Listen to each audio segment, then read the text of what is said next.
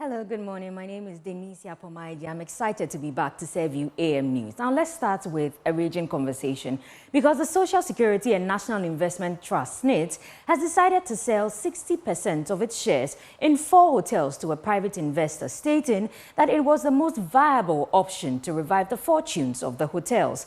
SNIT Director General Kofi Osafo, in an address to the press Monday, emphasized that the trust has invested over 200 million cedis in the said hotels with no significant returns. He said the move to sell the hotels will bring in the necessary capital and expertise needed for the hotels' revitalization, ensuring their long-term sustainability and profitability.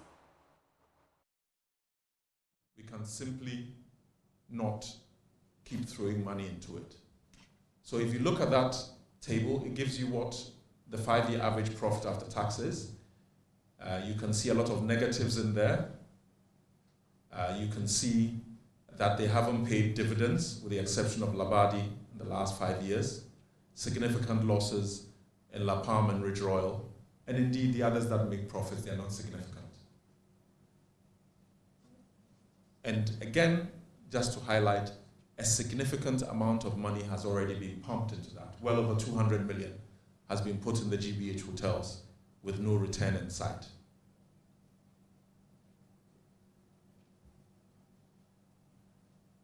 Let's start looking at the hotels individually.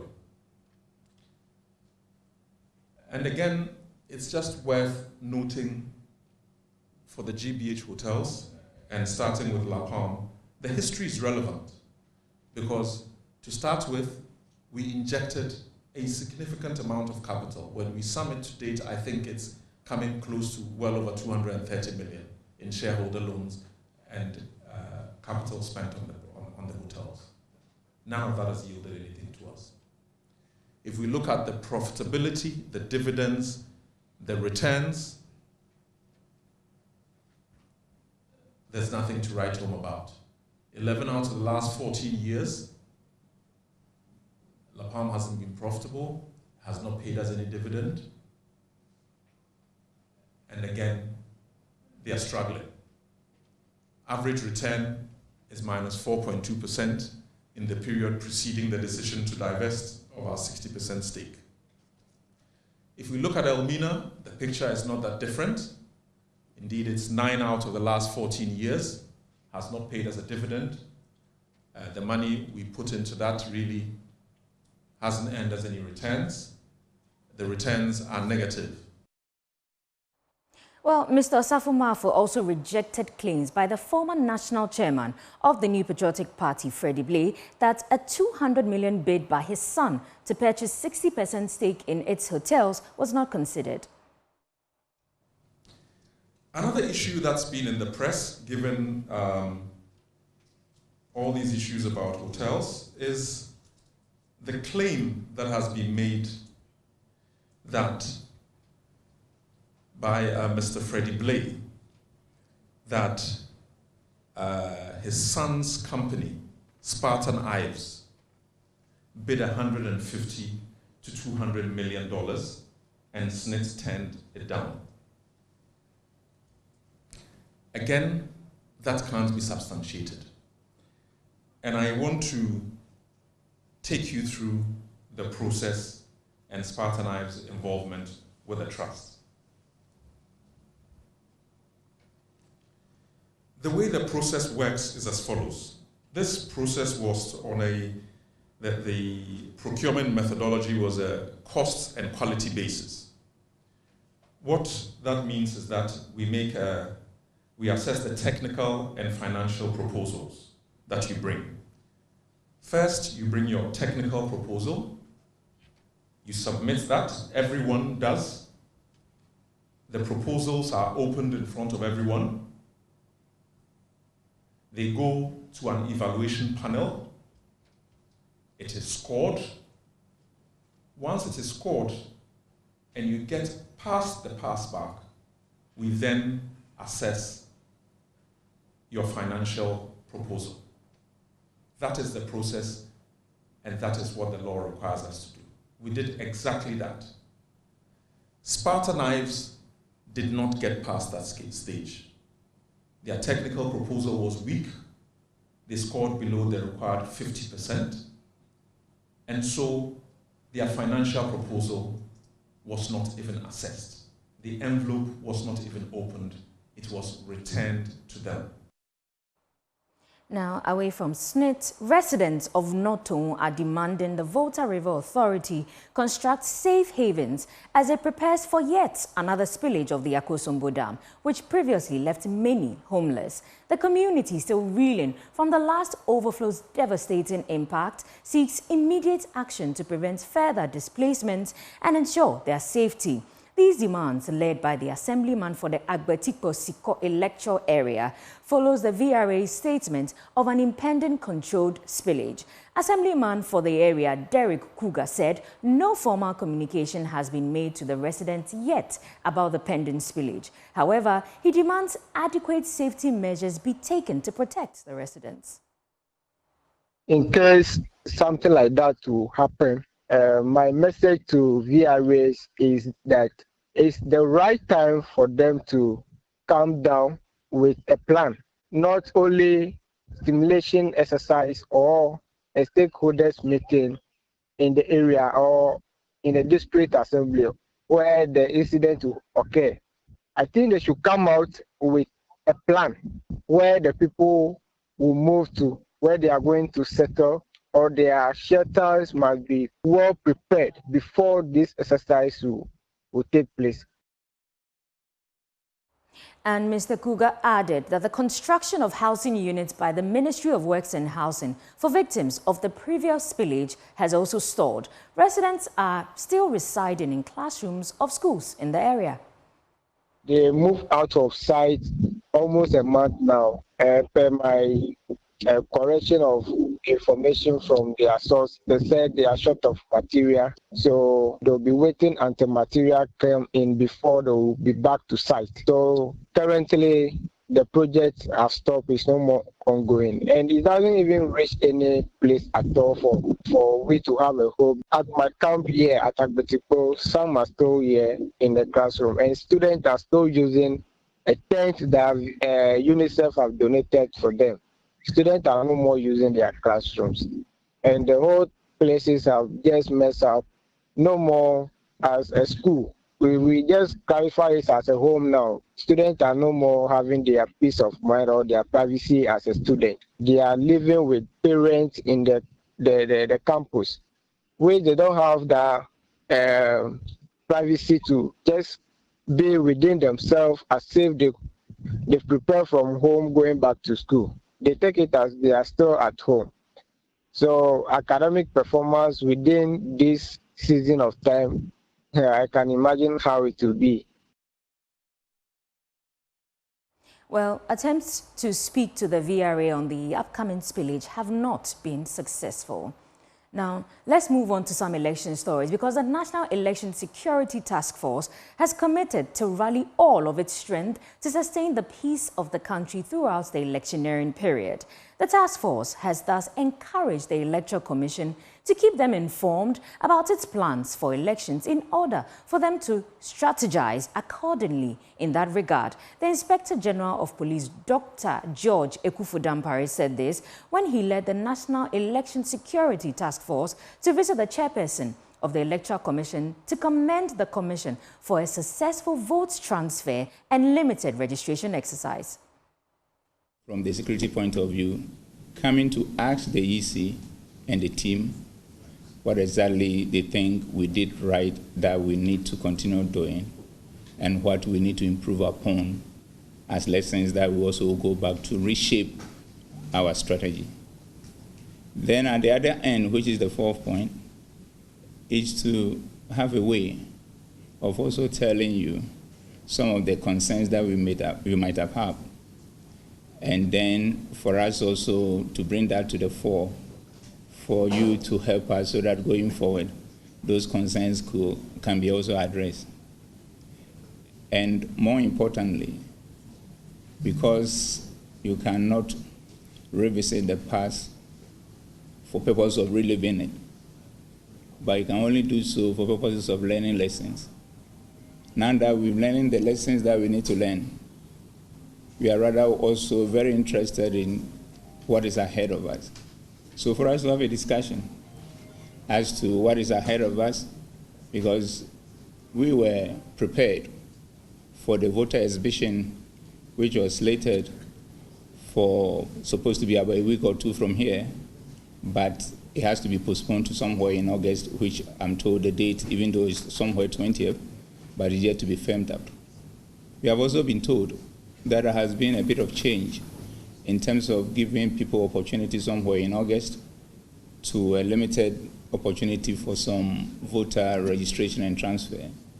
So we came to listen and firm it up and hear from the horse's own mouth what these issues are, so that as we came initially before the process started to get the facts from the source, we can then also get the facts again from the source and then use that to shape our strategy going forward and making sure that the journey ahead of us will be far better in terms of security and other aspects of it than what we have just experienced. On her part, Chairperson of the Electoral Commission, Jean Mensah, commended the National Election Security Task Force for safeguarding peaceful vote transfer and limited voter registration exercise. Jean Mensah used the opportunity to give timelines for mop-up and exhibition exercises to be undertaken by the Commission ahead of the December elections. It's nipped in the bud. So all in all, we've witnessed a very successful program. I believe there are many lessons that we've learned, and but these are things that we would take stock of. We'd like to mention also that, we enjoy the police presence in all our registration centers across the country, not only in our offices, but also when our mobile teams were moving along the length and breadth of this country, they were able to do so freely and in liberty because of the security protection that we enjoyed. So all in all, it's been a very good exercise. We are poised, even in the lead up to, the exhibition exercise and the mop-up registration exercise. So I like to place on record that the mop-up voters registration exercise takes place from the 1st to the 3rd of August 2024, and it is to afford persons who turn 18 after the 29th of May, or persons who had not previously registered. It is to afford them the opportunity to get onto our register. This goes to persons who are eligible. After that, of course, we would also undertake the exhibition exercise, and that comes on from the 20th to the 27th of August. And it will take place in all 38,622 polling stations across the country from the 20th to the 27th of August. It's important to mention that from the 20th of August, we would also electronically put out some short codes to allow any interested citizen the opportunity to verify his or her registration details through their telephones. And so in the comfort of your homes and just behind your telephones, for a very small fee of some 30 pesos or so, Ghanaian citizens may verify their voter registration details. And if they may wish to change, or if there are any mistakes with the registration details, they can visit any of our offices across the country, or particularly in the district where they can visit the district where they are registered to vote to effect. And from the EC headquarters here in Accra, let me take you to the northern region, where the mayor of Tamale, Suleiman Salifu, has bemoaned what he described as the seeming neglect in the distribution of furniture to Arabic English schools in the metropolis. He said over the years, these schools have been neglected when it comes to the distribution of furniture, indicating that the kids were suffering due to lack of furniture. He added that authorities have the responsibility to ensure that facilities that are supposed to house children are conducive for study. He said this when the Assembly handed over 700 dual metallic discs to the Education Directorate to be distributed to schools in the metropolis. The Tamale Metro Assembly is manufacturing about 2,000 metallic dual decks through the SOCO project to be distributed to selected schools to help address the furniture deficit in the metropolis. Students in some schools within the Tamale metropolis still sit on the bare floor to study. In an interview with the mayor, Sule Salifu said the assembly was handing over 700 out of the 2,000 manufactured today. The distribution list I have chanced in the office clearly shows that the English Arabic schools have been neglected in the distribution of furniture. So through the SOCO project, the assembly is constructing about 2,000 dual decks. And today, about 700 dual decks is ready. I want to start the distribution. As you can see, if we allow it to continue to stay outside here, with the rains coming, rusting will take place, and that will defeat the purpose for which the chairs were constructed. So today, with my district director, Metro Director of Education, we will distribute them and await the rest of the chairs. And as and when it comes, we will distribute that.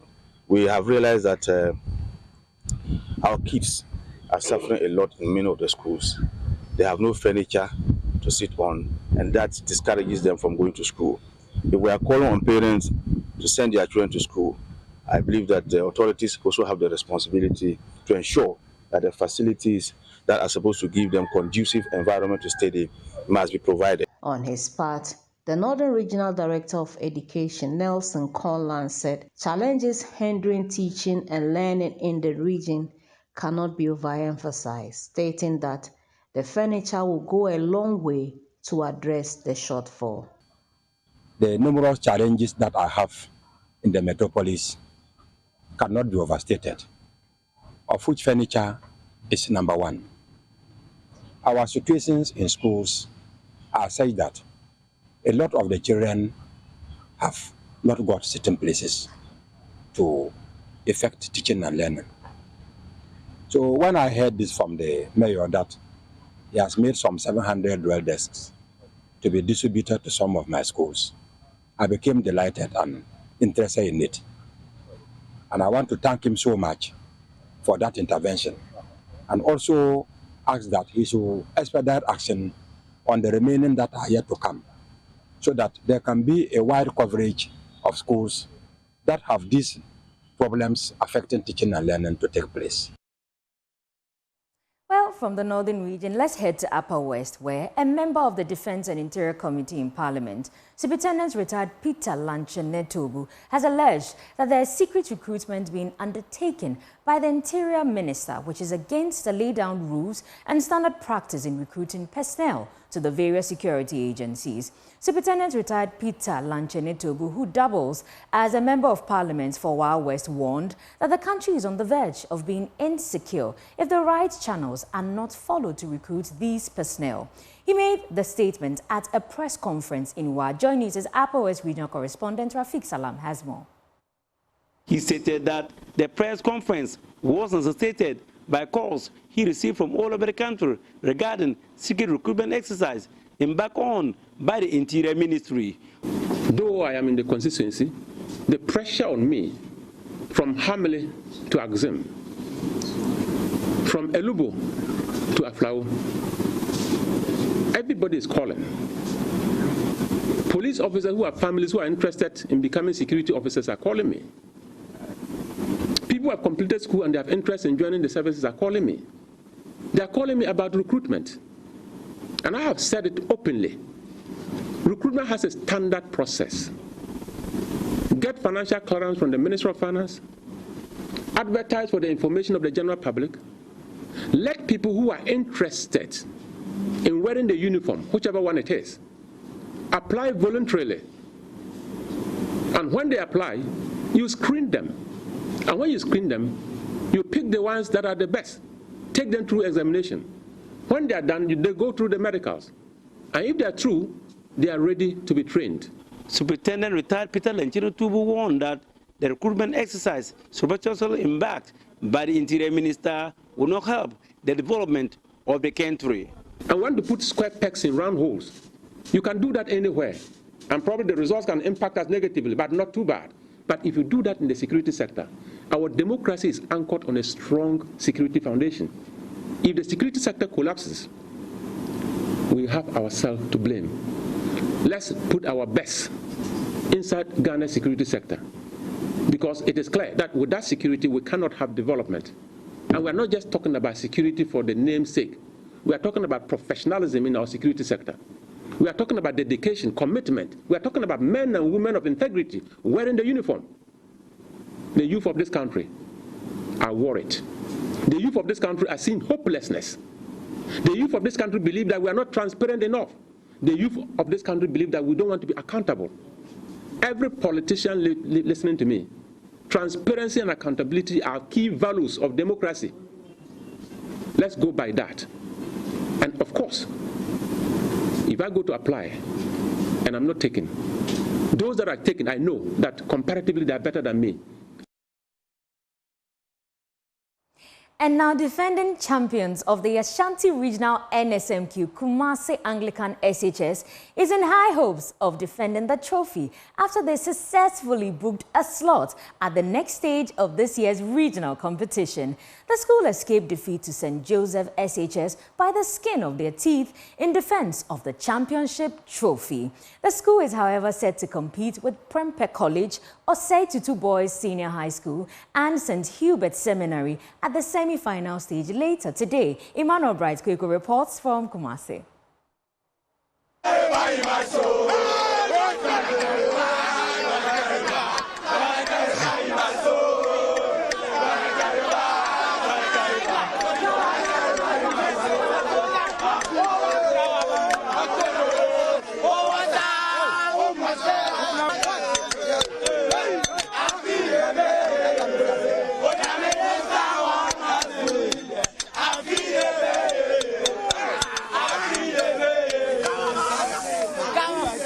So these are the reigning champions for the Ashanti region, National Science and Math Quiz. Last year they won it, they beat Prempeh College and Sims to lift their first trophy. And this time they are back again, starting all the way from this particular contest, the 1/8 stage of the Ashanti Regional National Science and Math Quiz. And I must say it was a heated contest between them and St. Joseph SHS. And they managed to edge past them in this particular round of the contest. And I can see they are all eager.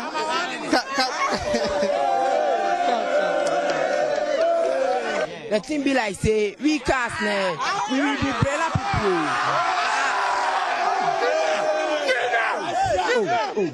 You see, just like the people in Ada said, the contest was simple. You get it? The contest, what is it? Now I must say a theater, but near 10 years, Are you sure you can retain the trophy this year? Yes. Yes, sure. Yes, Real Madrid. Yes, Real Madrid. What's the last one? I'm watching one mark. Yes, come back. So you think you can actually retain the trophy? But this it wasn't easy with St. Joseph. It wasn't easy. Yes, it wasn't. But then we are sure. It wasn't easy. It wasn't easy, but then we are sure that yes, we'll retain the championship. In Ashanti region, Kawabanga, the whole Ashanti region, Kawabanga, no one can compete him. Kawabanga, no size, Kawabanga. I'm not sure Prempeh or Owusu can beat you. Prempeh, Owusu, Kawabanga. Never. No one. We are ready for BC. Alright, so these are the students from Anglican SHS Kumasi, and they have qualified to the semi-final stage of the Ashanti Regional NSMQ. And they have qualified to the Ashanti Regional NSMQ, hoping to retain the trophy. They are really the regional champions. From last year they won it, and this time they are hoping to retain the trophy here in the Ashanti region. From here at the KNUST SHS, my name is Emmanuel Bratko. Well, all the best to Kumasi Anglican Senior High School. Well, up next is Business Updates with Sweetie Abochi. Let's do some business stories. Economist Professor Peter Korte is confident the Official Creditor Committee's approval of government's deal with Eurobond holders to restructure the over $13 billion debt will bring some certainty to the market. He is hopeful the development will bring some stability to the macroeconomy and which will send a positive signal to investors. If you look at our aid architecture, it's quite complex. In fact, one of the most complex in the sub-region. We have several, over 23 bilateral, multilateral donors. We have official creditors. We have, Eurobond. It's quite a complex, and negotiating with all of this, some under a different framework, the IMF, World Bank, G20 framework, whilst others have to be engaged bilaterally. So it's taking so long, but then it also depicts the complex nature of our debt architecture. I think we haven't concluded. We are still in the process. So one cannot be very certain that the city will immediately stabilize. Maybe it could have been worse if we hadn't reached an agreement, because the degree of uncertainty would have heightened, and that would have made our exchange rate very volatile. So it's early days, yes. Let's wait and see in the coming weeks what happens. Associate Professor and founding head of the Department of Biomedical Engineering at the University of Ghana, Professor Elsie Ifa Kaufman, is advocating for the strategic use of artificial intelligence to advance Ghana's educational system. She shared her views during an interview with Joy Business at the Africa IED 2024 workshop in Accra. AI is a tool. It's a tool to help us do things easier, better, faster. And very much like all the other technology tools we use in education, it is something that we should consider for what we do. However, because of the power of AI, it has made the work of the educator a little more difficult. That means we can't ask the same old questions we used to ask our learners. If you ask, what is this, can easily be found using the AI. So we now have to be more creative in engaging with our students so that they use the AI as a tool rather than as a source of all answers. If you have not engaged with a system before, so you are an old-time educator, you went to school when there was no AI, and you learned how to teach and how to assess your students using traditional methods. And now you have this new system and you don't make the time to learn what this new system is capable of. You will always get the AI as your answers, and you will be happily dealing with the AI answers as something that you receive regularly and you are not even aware of. So what we need to do is to make sure that those who are educating, our educators themselves, are aware of what is out there, what is possible. It requires a lot of capacity building to get them to understand so that they engage with their learners differently. And that's it for Business Updates. Handing back over to Denicia. But Denicia, it is good to see you back in the studio with us. Yes, I'm glad to be back. Well, that's it for AM News. But joining us for the news review is Dr. Wisdom Dugbe, his financial analyst, and Koku Anyidoho, his energy expert. My name is Denicia Pomaide. Enjoy the rest of the show. Pleasure to have you here on the AM show. This is the news review segment brought to you by Endpoint Homeopathic Clinic. And they're offering free prostate screening and fertility screening at their various locations. Here in Accra, they're on the Spintex Road, opposite the Shell signboard. In Kumasi, Kronuma Buenhia, behind the Angel Educational Complex, in Takrade, Anaji Estate, in Tema, Community 22, in Techiman Hanswa, in Esiama and Zima. And you can call them on 0244-867-068 or 0274-234-321. Endpoint Homeopathic Clinic, the end to chronic disease. This morning, both of my guests join me on Zoom. I have Koku, energy expert, and Dr. Wisdom Dugbe, financial analyst, joining me to get into the various stories captured in these newspapers. Gentlemen, welcome aboard. Good morning. Good morning, sweetie. Morning, Kojo. Kojo, I haven't actually encountered you in a bit since our last encounter. How have you been? I've been well. I'm getting a bit of a cold. I'm in Kumasi getting ready for the big day. So we are here. As you can see, I'm not with my usual yellow background. I'm out of jurisdiction. Well, it's good to see you. And Doc, it's good to see you too. So I'll start with you, Dr. Dugbe. I'll give you a minute or two to get into whatever is on your mind this morning. What are we talking about? So thank you so much for having me again. You know, I'm not for more taxes, right? But this new 5% excise tax It is one that would have made sense to me if they got the timing right. We need to find ways to reduce plastic waste. There is no argument in my mind about that, right? But I doubt if the true intention behind this new tax, I doubt if this is truly to help with environmental protection. The thing is, our people no longer trust the government on these things. And this tax is at the wrong time, a time when people are already struggling in this economic crisis. Look, everywhere in the world, sweetie, you tax plastic products to discourage their use and to promote more sustainable alternatives. So I'd like to ask, what sustainable alternative has the government proposed and promoted so that if the cost of this plastic product is increased, it will incentivize consumers and businesses to choose these eco-friendly alternatives, such as reusable or also biodegradable materials? I'm just asking if the government has offered these alternatives, or maybe the government is pursuing this approach, as an economic incentive for recycling and innovation. I don't know. Look, regardless of how you look at it, the impact of such a tax is mainly on lower income households. And I said that because plastic items such as single-use pure water sachet bags, right? These are often more affordable options for lower income consumers.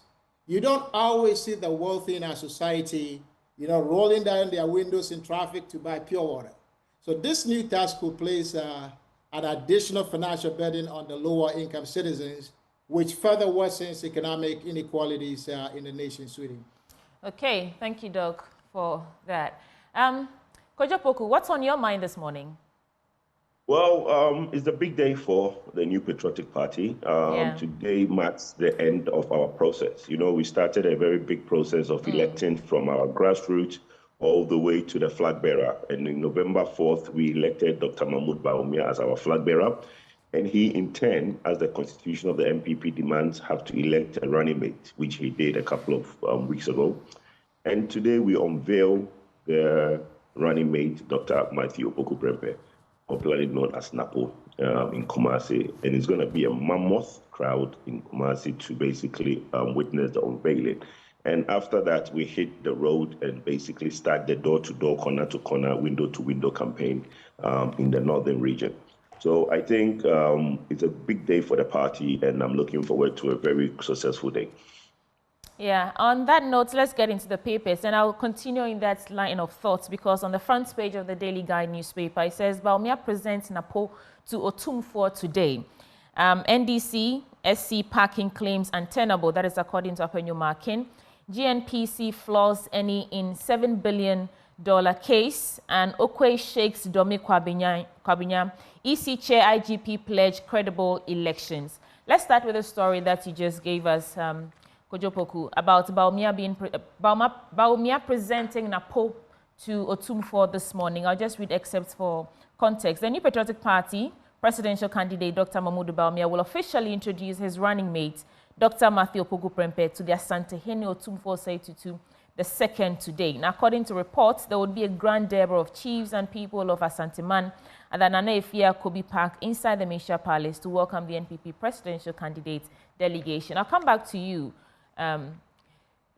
Dr. Dogbe, but Kwadwo Poku, what's the significance of presenting the choice of the running mate to Otumfuo? You said he'll be unveiled, but the story is saying that he'll be presented to the Otumfuo. Just help me gain the significance of this. Okay, so it's tradition.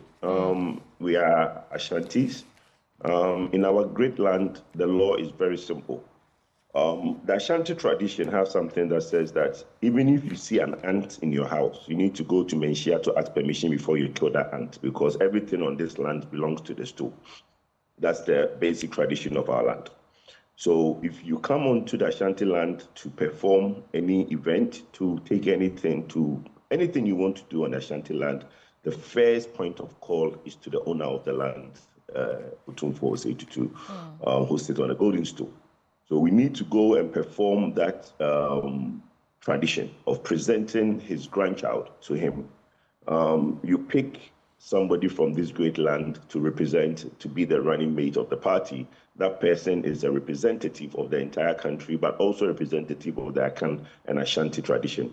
So you need to basically go to the traditional leaders, and the embodiment of our tradition in the Ashanti region is our great king.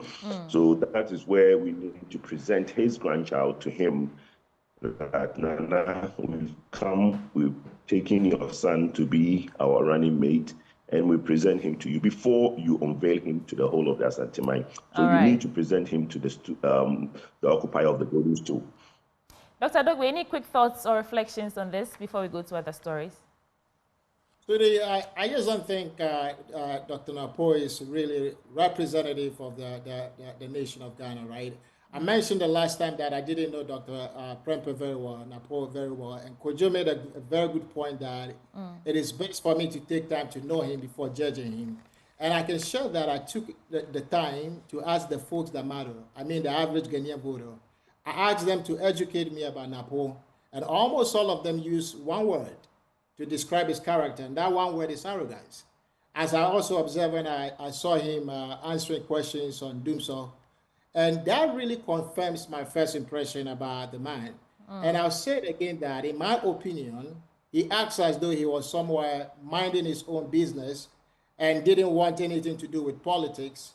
And Ghanaians sent a delegation to go and beg him to accept a ministerial or political position.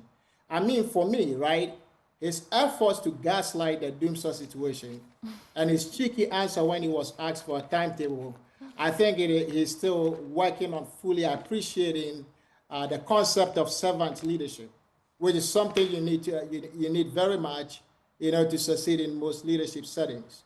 You have to demonstrate humility, sweetie, and the ability to take responsibility for things that have gone south under your watch. And I think he doesn't have that trait very much. He doesn't succeed at these basic traits of a servant leader. And I think he's out of touch with the reality of the average Ghanaian, as he showed clearly when he didn't see the need for a Doomso timetable, when he attempted to spin the Doomso situation.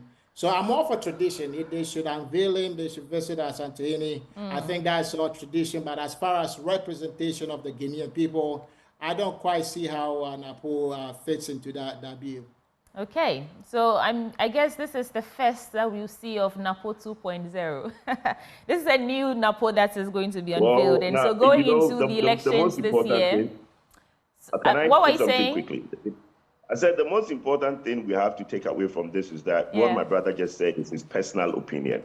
And he sits afar and he's judging. And I don't think you can ask people about someone and claim you know the person. People's opinion of people differ. So I don't know who he's been talking to, but look, the man, what we need as a nation, what we need is somebody with the energy and the knowledge to move this country forward. And then we have that in Dr. Koku Prempeh. Right, but he did say, I'm just reiterating. Sorry, let me react to that very quickly. Okay, go ahead. Very quickly. But I think it is very hard to try to separate Napo from arrogance, right? It doesn't matter where. But nobody's doing that. Nobody's doing that. Quickly, let me explain this. Let me quickly explain this. If you watch Ghanaian TV, if you read the news, there is just one word that everybody is using to describe Napo, and that word is arrogance. I did not make this stuff up, right? It's all over the news, and that's how Ghanaians see him. And I think that for him to make any impact on the ticket with Bawumia, that narrative has to change pretty quickly. I think a lot of Ghanaians know him as a pretty arrogant man. From afar. When he hits the road and he gets to the people and do the door-to-door, the bed-to-bed, people will see a different type of Dr. Koku Prempeh. But from afar, everybody has their own opinion. I would like to see that. Okay, let's get into the papers now. I'll start with, you know what, I have a couple of papers with me, so I'll get through the Daily Guide newspaper, touch on some quick headlines, and then do 3 major stories, and then I'll come to you for your reflection. So follow me. Of course, there's a story about Bawumia presents Napo 2.4 today. EC and IGP pledge credible elections, that is ahead of elections 2024 in December. How to discover the secrets of God. This is an editorial. At last, a running mate. I mean, we've had this tease for a while, and so finally, he will be unveiled today. Russia fires dozens of missiles across Ukraine. West African bloc risk disintegration if juntas quit. Alleged starvation court leader goes on trial. I actually want to get into the story on ECOWAS because it concerns us. The West African bloc, ECOWAS, has warned that it risks disintegration and worsen insecurity after Burkina Faso, Mali and Niger formalized their breakaway union. The head of the ECOWAS Commission said the move was a major blow to the 50-year-old bloc and could have serious consequences if they do not reverse their decision. And it comes after the military leaders of these three countries said on Saturday that they were irrevocably turning their backs on the 15-member ECOWAS to form a confederation of their own states. Please note that I'll come back to you for your reflections when I'm done going through the papers. NDC Supreme Court parking claims untenable, and that is Akwenyo marking. So the majority caucus in Parliament has dismissed claims by the opposition National Democratic Congress that the government is parking the Supreme Court. It comes after the NDC accused President Akufo-Addo of parking the Apex Court following the recommendation of additional 5 justices by Chief Justice Gertrude Tokono. However, speaking to the media in Parliament yesterday, the majority caucus, led by Akwenyo Markin, described the NDC's accusation as untenable. Just to quote what he said, "It is instructive to note that since independence, we've allowed institutions to grow. Even before 2019, Ghana had only 10 regions," and that is to support the claim or the Chief Justice's defense of the need for more justices in the Supreme Court. Government to set up road maintenance app, call center. Okwe Sheikh's Domi Kwabinya. Abena Osayasari encourages BEC candidates. Today is day 2 of this basic education certificate examination. And the Member of Parliament for Itiwa East constituency in the Eastern region, Abena Osayasari, has asked students writing the BEC to do their best to pass well. And according to where the students need to show appreciation to a Akufo-Addo-led government for providing infrastructure and other relevant materials to ensure that they get quality education. I mean, the controversy surrounding whether or not this particular examination has the needed funding they need is also another question. But yesterday we heard on Newsnight about some mysterious events happening and things that medicine could not explain. I don't know if you follow the story, but looks like there are some powers that be that are obstructing the progress of some students sitting this examination. SNIT justifies hotel sale. EIB clears Sewami here on leaked sex video. I've thought of joining Freemason. That is an DJ Kapi, Nigerian musician. Let me do the story on SNIT justifying hotel sale, because yesterday we heard Kofi Bosompe Mosafumafo justifying why they need to actually let this happen. The Social Security and National Insurance Trust has justified its decision to sell 60% shares of its hotels to Rock City Hotel. Speaking at a press briefing yesterday in Accra, Director General of SNIT, Kofi Bosompe Mosafumafo, said selling the stake to Rock City Hotel was the last option as its hotels failed to pay dividends but consistently made losses. Quote, "These hotels are capital-intensive businesses. They require continuous capital expenditure. SNIT doesn't have the necessary funding to do that, as the businesses have been making consistent losses." And he goes on to say that a number of, I think he said 20 million or 200 million so far has been injected into recovering or restructuring the hotels, but to no avail. And so their best option right now is to sell them. I'll pause here for your quick reflections. On the back page of the Daily Guide newspaper, Nuama lands Lyon permanence deal. And match-fixing referee for England-Netherlands game, Ronaldo not quitting now. Those are just some stories from the world of sports. Gentlemen, I'll start with you, Kojo Poku. Well, let's start from where you ended up. No, the SNIT conversation is a two-pronged approach. You need to have two conversations. The first question everybody should ask themselves is that, should these hotels be sold? Let's put aside who is in the middle or in the midst of trying to buy it. Have anybody visited any of these hotels and has seen the state that they are in? And is there a need for private sector participation? The answer to that question is 100%. SNIT can no longer keep up those hotels. SNIT cannot be using people's pension funds to basically piss it down the drain.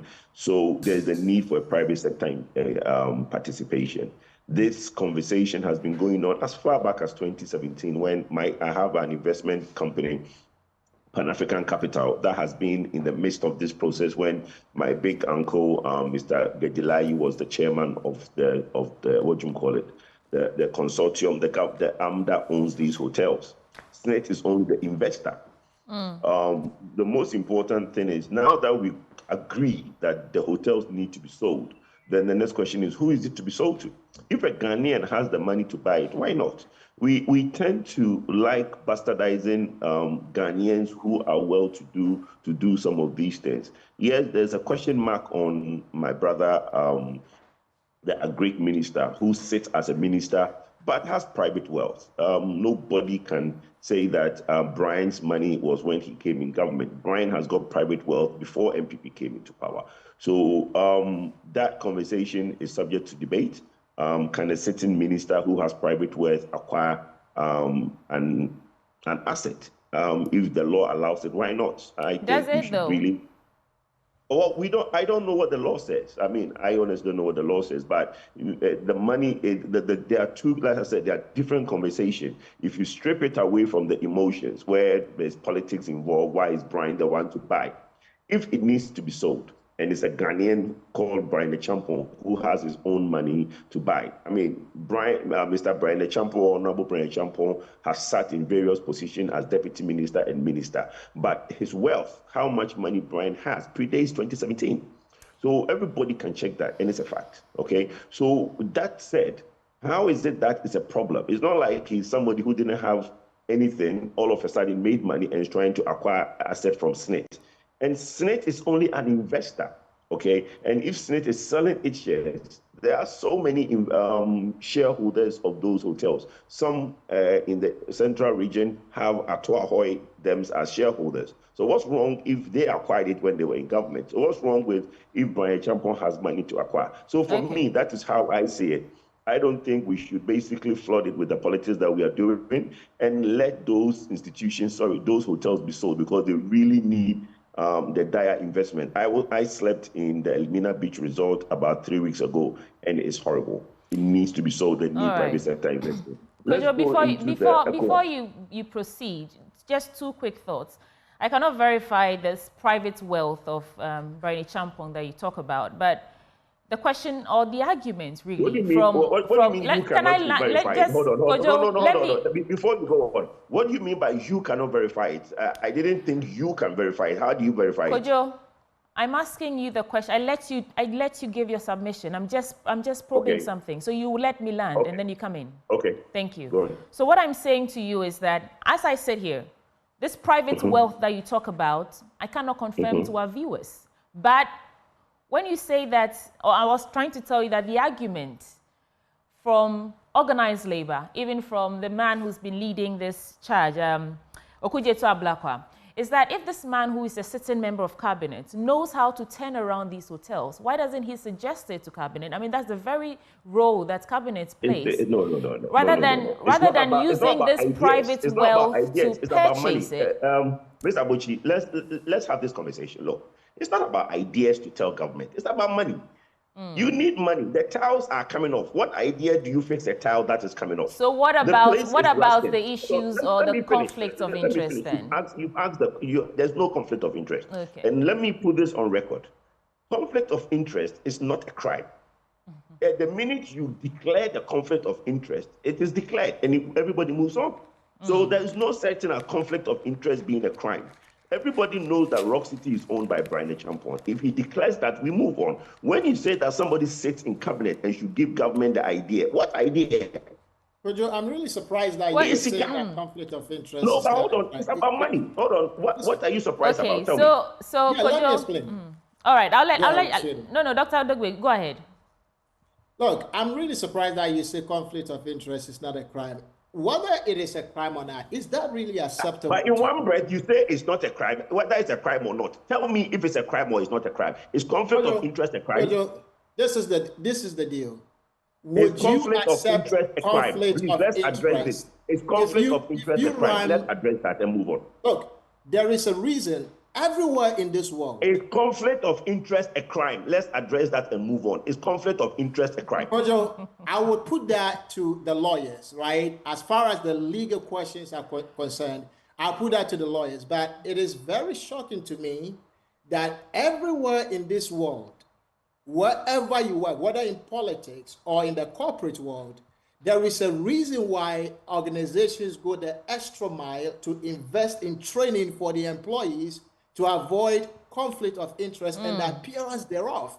So I find it very confusing for you to sit on TV and say that conflict of interest is not a crime, and so for that matter, it is acceptable. Is that really acceptable to you? Is that what you're saying? That really... Okay, so now that you've asked that question, and let me stress this quickly. There was a transaction that happened in Ghana by the World Bank. IFC, the International Finance Corporation, was an investor and a sponsor of that transaction. There were 3 companies that were bidding for this same transaction that the World Bank through IFC was sponsoring, and IFC at the same time was shareholders in all those 2 of the 3 companies during the media transaction. Do you know what happened? IFC just put a disclaimer to basically announce the conflict of interest, because IFC was a shareholder of the 2 of the companies that were bidding for that transaction. All right, Kojo. As long as you declare the conflict, it is no longer an issue. So then we need to use your platform to educate folks as well, right? I don't think this is the right Dr. Adogbe, Dr. Adogbe, before you come in, Kojo, I think our issues with this sale to the person in question is about procurement breaches, it's about his position as a cabinet minister, and it's about the way he intends to pay. You want to take over these hotels, use it or turn it around, make some money, and then pay us, spread the payments over a period of time. But those, like you said, they're subject to debate. And I get that you know what? You can finish your thoughts on the other stories. Let's move on from this story because time will not allow us. And then I'll go to Dr. that you bring up, which is the mode of payment. That's a conversation we can all have. But like I said, we need to separate the issues. Anyway, on the ECOWAS issue, I think that if Mali is to come out of ECOWAS, for me, for sentimental reasons, I'll be very sad. ECOWAS started, and Nkrumah, when he wanted to start ECOWAS, only 3 companies was willing to join. That's why initially it was Ghana, Guinea, Mali. So ECOWAS, the first 3 members of ECOWAS was Ghana, Guinea, and Mali. So Mali is one of the first proponents of ECOWAS unity. And if they are to come out, for me, I think the leaders that we have now should bring everybody, the Niger, the Burkina, to a round table to find a solution towards how they can still remain as in the ECOWAS bloc. Right. The next thing I want to talk about is the credible election that we want to have. I think it goes without saying that the EC and police have vowed that we are going to have the most credible election in our Ghana's history. Thank you. Thank you, Kojo. Dr. Adogbe, it's your take now. Sorry, I don't understand why a country like the United States of America, right, with a population of over 333 million plus people, with a larger landmass, such a big country has only 9 justices in the Supreme Court. And if my memory serves me right, the U.S. has only 25 cabinet secretaries, what we call ministers in Ghana. Then turn your attention to Ghana, a small nation with a population of only 10% of the population of the United States. Yet we have so many ministers. And how many justices of the Supreme Court are already and counting? I understand the Constitution of Ghana mentioned that there should be a minimum of 9 justices or judges, and it's pretty much on the maximum. But I don't think it's prudent to take advantage of the silence of the Constitution and part the court. Look, I don't contest that more judges on the nation's highest court could help improve the caseload if the Supreme Court is overwhelmed with too many cases. Maybe this could potentially help distribute the caseload and also allow for more efficient case management. But my comment on this is more to provoke thought, right?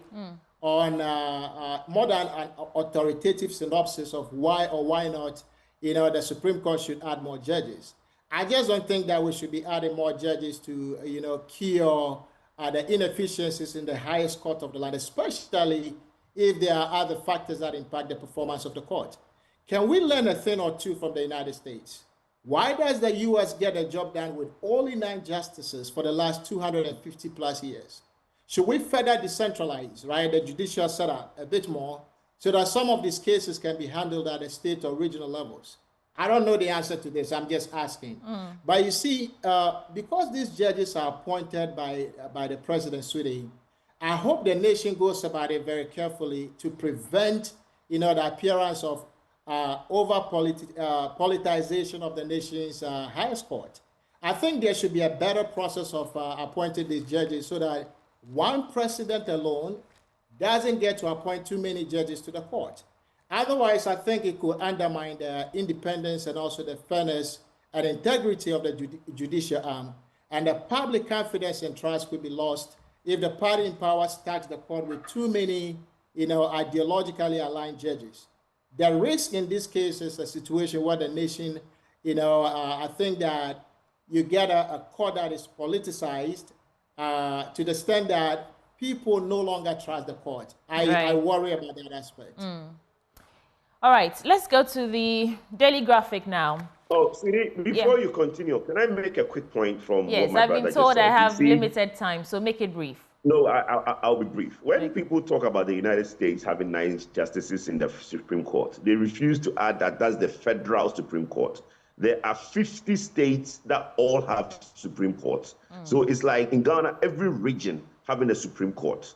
Now, in states like Texas and Oklahoma, they have 2 Supreme Courts each. In Texas, there are 2 Supreme Courts, one for civil cases and one for criminal cases. So between Oklahoma and Texas, there's 4 Supreme Courts. So please, don't come and lecture us about the American situation. It's different from what we have. America has 54, America has 54 Supreme Courts at the state level. So don't come and compare. But I don't think he was comparing America to Ghana. That's what he was comparing. Very clearly. That's what he's comparing. How can you tell me about the 9 justices in the federal court? Okay, so Kojo, you've made your points. Let him get a chance to respond, and then we can move on. Did you hear me say this very clearly, that maybe should we decentralize? And I also asked this, what can we learn from the United States? Nobody is saying in any way, shape, and form that the United States system should be replicated in Ghana. Absolutely not. That's not what I'm saying. But is there anything that we can learn from the U.S. system? Okay. That is the question. So instead of having 15 Supreme Courts at Accra, we should have 16 regions of Supreme Court and have 9 each. How much would that total? I'll go to the Daily Graphic now, gentlemen. On the front page, on election 2024, police on alert to troublemakers. I think alert on troublemakers. Slippers land BEC candidate in trouble. NDC to establish anti-corruption mechanism. That is according to Mahama. I mean, coming from his press engagement on Sunday. And let's get into the stories now. I'll start with the story on police on alert. I think it's the same story we just did with IGP and EC saying that they are committed to ensuring free and fair elections in December this year for this election. ECOWAS decries lack of progress with junta states. We just got into that story. Liberian president cut salary by 40%. Is there anything we can learn from that? No, BEC candidates, say again. There's a long I will come to you, gentlemen. I will come to you. That was just a rhetorical question. Dual-edged sword, navigating life as a child of business, of a business owner. I will race to end. Yeah, that's Joe Biden saying that he's clearly not stepping away. He's going to run this race till the end.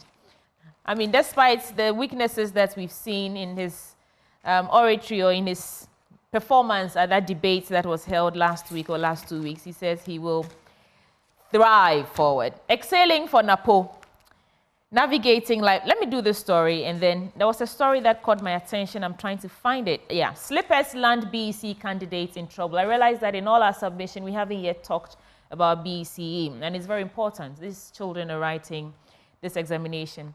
The dreams of 12 basic education certificate examination candidates of obtaining their first academic certificate nearly turned into a nightmare when they were almost barred from writing the first paper yesterday at Ho Kabori Junior High School Center for wearing slippers instead of prescribed cross sandals. To their surprise, the unsuspecting pupils were reprimanded on arrival at the examination center and instructed to go home after the English paper and come back better dressed for the religious and moral education paper in the afternoon.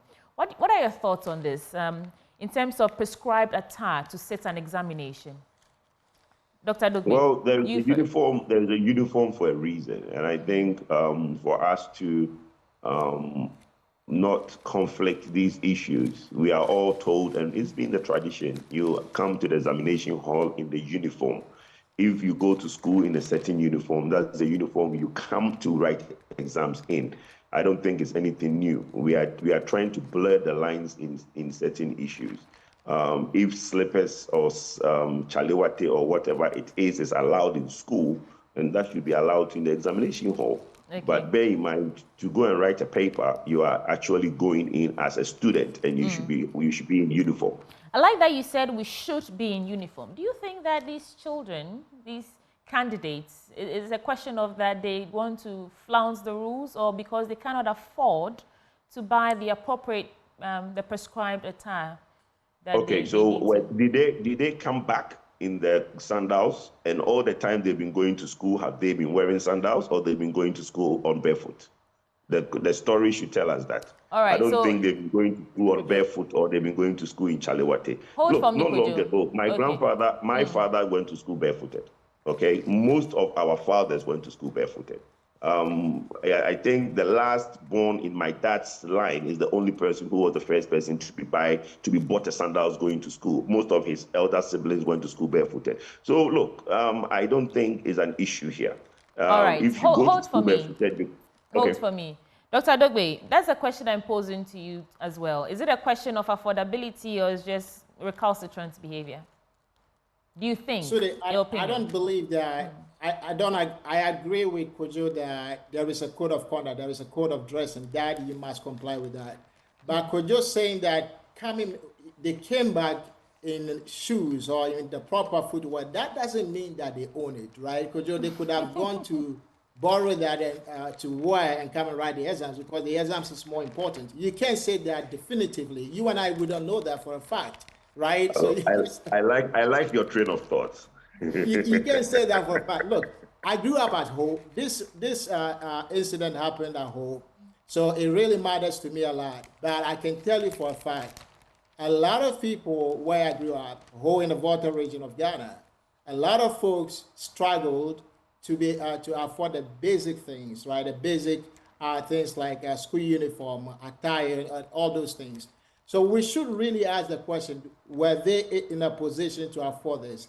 Did their parents have the ability to buy these things for them, or they had to go write the exams because they needed these exams to go to SHS in the first place? But Sudi, I would like to digress and go and talk about the Biden story if you're done with this one. Yes. Look, I think President Biden may be dangerously detached from the reality at this point. There is no sugarcoating what we all saw on the debate stage, right? Joe Biden had a terrible debate, and in my opinion, he's proven the doubters and those who say that he's too old, he's proven them right. And I think it's time for him and his family, and also the DNC, to do some really deep introspection if he's still the right candidate to lead the party into the November 7th elections. Look, I'm one of the few Christians here in America who would rather not have anything to do with former President Trump. The man acts like a cult leader. He has morals of an alley cat, as Joe Biden accurately described him during the debate. He's a pathological liar. He cares nothing about his country by himself. He's everything I wouldn't want my son to ever become. Yeah, I think that he's fooled the church into believing he's some form of a savior sent by God to save America. I was just so appalled when I saw some Christians, including pastors, comparing someone like Trump to our Lord and Savior Jesus Christ. So in all fairness, I will vote for a Lord before I ever vote for Trump. I could have voted for Mike Pence if he was the nominee. And it beats my mind when the church largely rejects a man like Pence, who demonstrates Christian values more than Trump. Pence's only crime is he put the U.S. Constitution above loyalty to Trump. Right. And even the church wouldn't forgive him for this, and I don't get that. Look, I'm pro-life, and I believe in the Second Amendment of the Constitution. So some of us are presented with very tough choices for this election. And I must say that I may even end up writing in Mike Pence as my choice when I vote. But back to Joe Biden quickly. I think he ran for president to deliver the U.S. from the chaos of Trump's presidency, and he did just that. I think if he still cares about the United States of America, and if he wants to keep Trump far away from the White House, the noble thing for him to do is to withdraw so other competent folks can take this loser, Trump on and defeat him once and for all. Okay, thank you for those thoughts there. We just have a couple of minutes to go. So let's do the New Finder newspaper now, and I'll rush through it. And if any of these stories catch your attention that you want us to get into, you can draw my attention. On the front page, Blaze bid failed at first stage. I will adjust IMF agreements, that is ex-President Mahama. Official creditor committee approves Ghana's deal with Eurobond holders. APN pushes for seamless mobile transactions in Africa. 5 companies submit bids to redevelop Saglemi. And that's the story I want to start with. Kwadwo Nkrumah has been saying some things, and it's on page 9. I will get to it now. So the long-stalled Saglemi housing project will soon see new life as 5 companies have submitted bids for its redevelopment. The bids received by Minister of Works and Housing in Accra, following a request for proposal, marked a significant step towards completing the project, which has been plagued by delays and controversy since its inception. Now, the bidders for the project are Afro-Arab Properties Limited, Quam LMI Consortium, Dredge Masters Titanium, Brawl Ghana Limited, and Masitilin Group. Notably, okay, these are, so addressing journalists during the bid opening ceremony, the Minister for Works and Housing, Kwadwo Nkrumah, provided an overview of the project's history and the government's efforts to bring it to completion.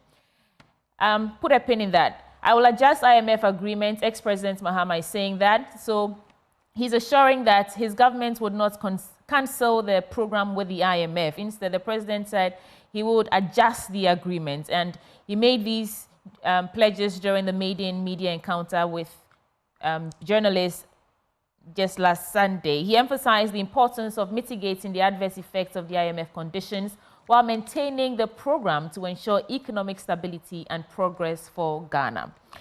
Gentlemen, we have to go, so just your reflections on these 2 stories, and then we go. Well, I find it very difficult when the journalists will assemble and throw former presidents low blows.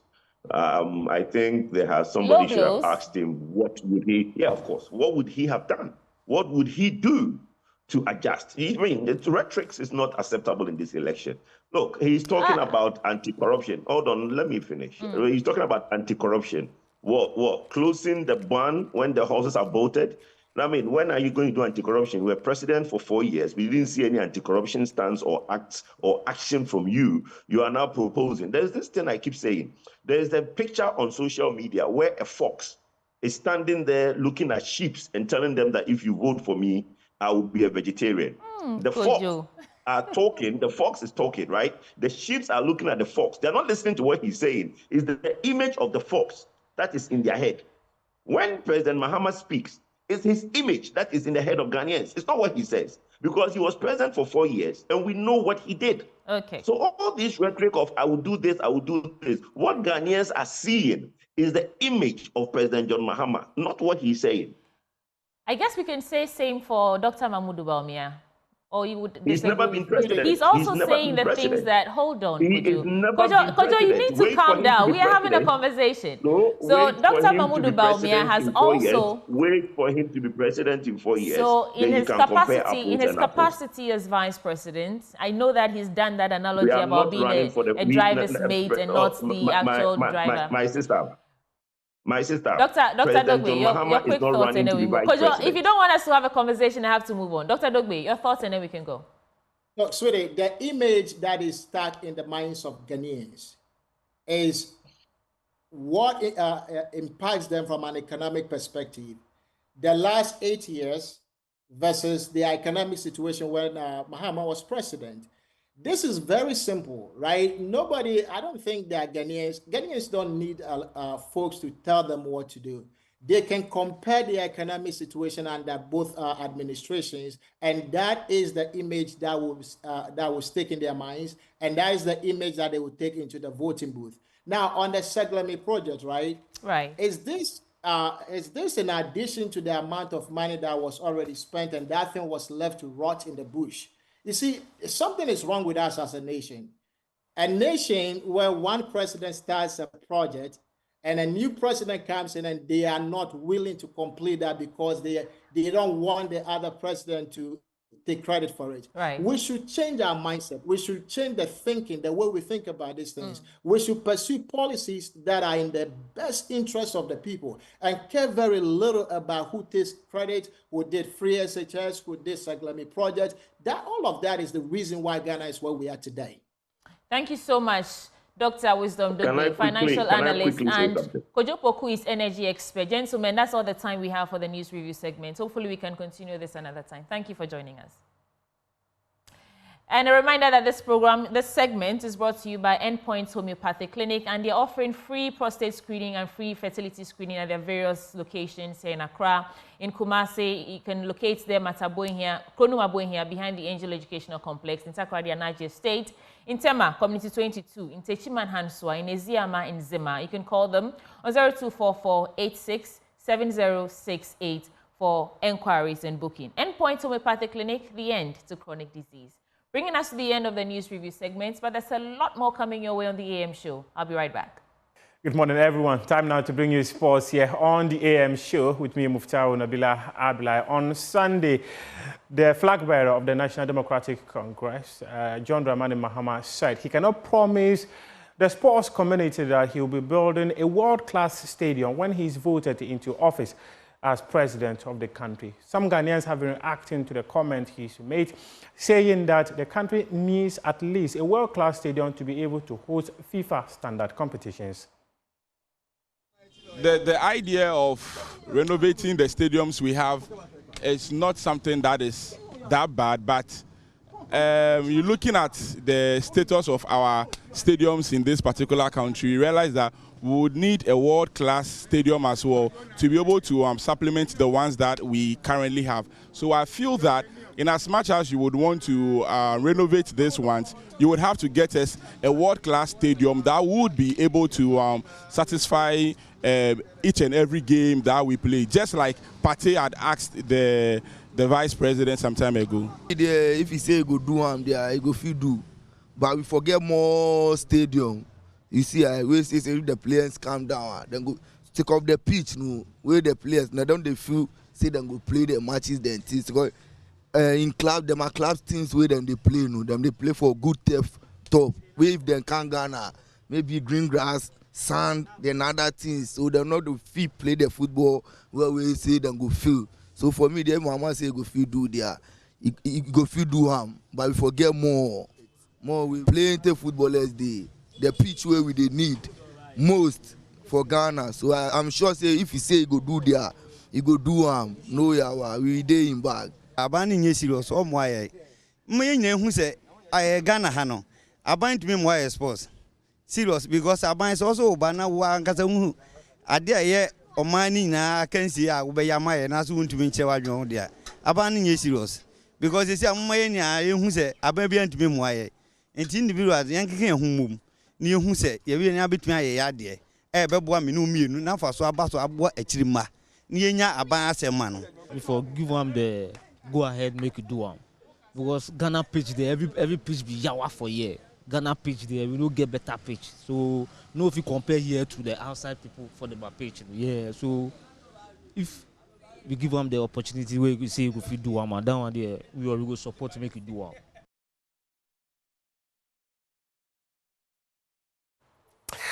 Well, in recent times, Ghana has always struggled to be able to host major international competitions in the country because of the nature of our pitches. Communications Director of the Ghana Football Association, Henry Asante Chum, has attributed it to lack of funds on the side of the National Sports Authority, the government agency responsible for maintaining the sporting infrastructure. The major problem has to do with lack of funds. That's always been the problem with the National Sports Authority. Before the start of every season, we meet them because they are a major stakeholder. So we meet the Sports Authority, we share our calendar with them. When it is that there will be an off-football activity at the stadium, they notify us. So that's how far we can go. Let's not also lose sight of the fact that there are charges. These clubs pay a certain percentage of the gate proceeds to the Sports Authority, but once the funds don't show up or turn up it means they do not have enough money. Their percentage is a meager fee. So I want to believe that if it is that the Sports Authority is strong enough and sound financially, they will be able to put these facilities, you know, in good condition. The pitch is one. The washrooms are not the best. Sometimes the stands, the seats are dirty. But when you ask, it boils down to the same reason, the fact that they do not have the funds to maintain these facilities. So from Tamale to Accra to Baba Yara to Sekondi to Cape Coast, the problem is the same. On Wednesday, July 17, Accra House of Folk will play Kumasi Ashanti Kwadwo in the maiden Democracy Cup match that will be happening at the Accra Sports Stadium. The Speaker of Parliament, Alban Bagbin, paid a courtesy call on the President, Nana Akufo-Addo, and explained the reason behind the decision of Parliament to put together this match. And this is meant to project the 30 years of the peaceful, stable, and uninterrupted parliamentary democracy, and to call on Ghanaians to share it and protect the achievements in our governance history. The Democracy Cup, Your Excellency, is therefore an initiative of Parliament to commemorate the 30 years of parliamentary democracy in Ghana. Alban Bagbin also used the occasion to preach peace ahead of the 2024 election. Objective, definitely, of the Democracy Cup is to leverage sports, particularly football, as a platform to involve our teeming youth in the 30th anniversary celebration and to get them to understand what this whole democracy is about. We want to use the opportunity to preach peace and unity among the youth, particularly as the nation gears towards the election 2024 in December. Ghana has never qualified beyond the group stage of the FIFA Under-20 Women's World Cup, and he's hoping to achieve that. Now, let's hear from Reverend Osei Kofi. He has revealed that former Ghana President Koku Anyidoho had told him to speak to the 1978 African Cup of Nations winning team and promised them that they'll be given houses if they won the tournament.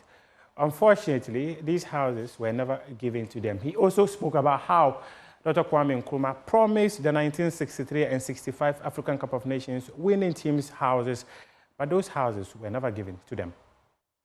When we were going to Cameroons, I heard a prophet at Asemba that if they don't look back and cater for the old ones that has won the cup, they won't get to the quarterfinals. When we were going to Cameroons, and truly and lo and behold, we came with 1 point. Is that the former players have cursed the team or what? No. But what have you done? What have you done to end that you cannot win? Then I will say it in Twi. Osankanfo. Etrenum. Yemo nan kopemensia. Osi onyankopon chiri nkwasiafo boshe. So obeshe bono na wuntua de menhye bono.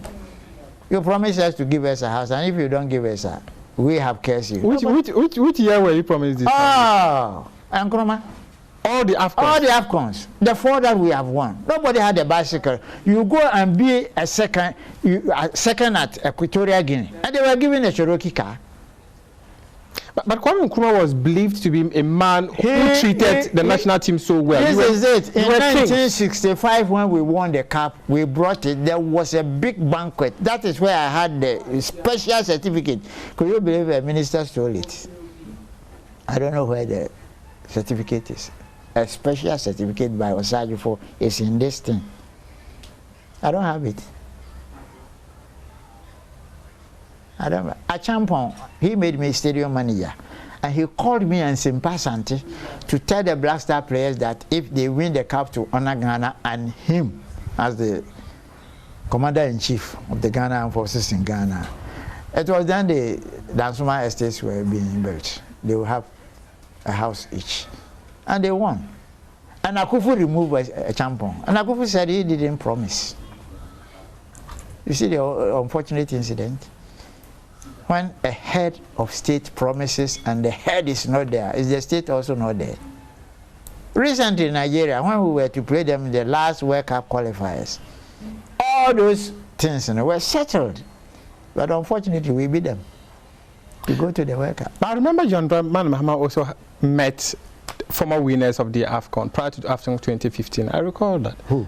John Dramani Mahama, the former president. This is what... Was that not to appease you? My Standard 7 certificate understanding. A promise and a taking. Are they the same? I'm asking you a question. A promise. Or say, go and win the cup and come and collect the car. I win. You don't give it to me. Then a token.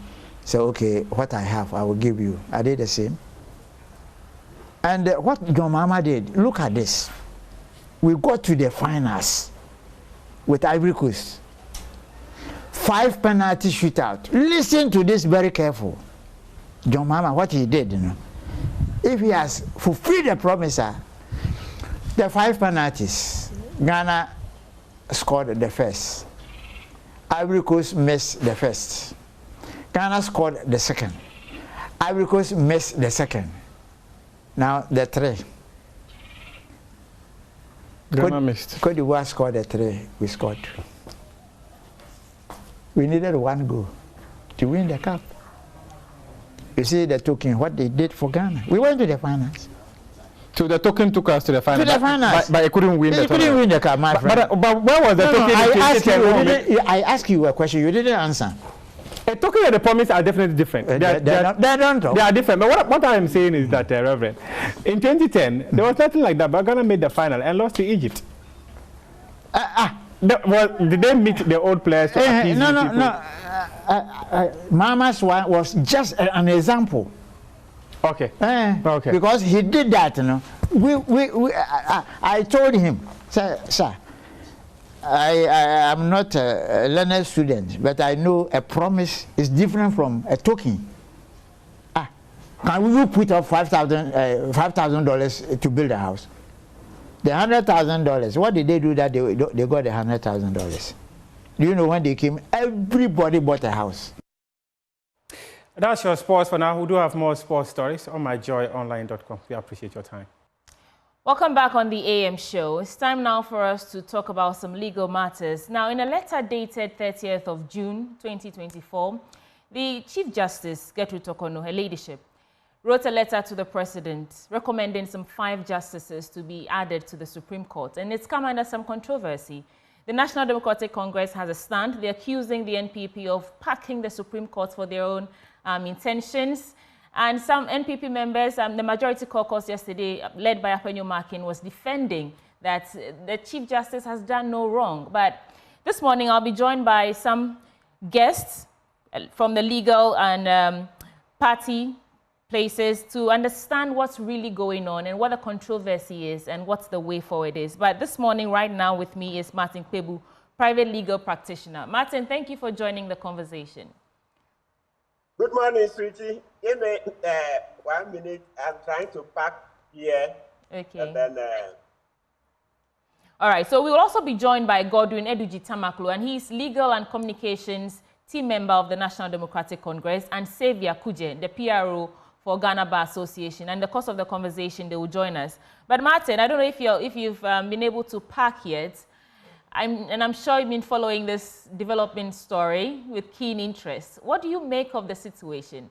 On the back of, first, the recommendation, the President writing to the AG for his advice, the AG's response, the NDC's stand on the matter, and the NPP's defense of the Chief Justice's actions.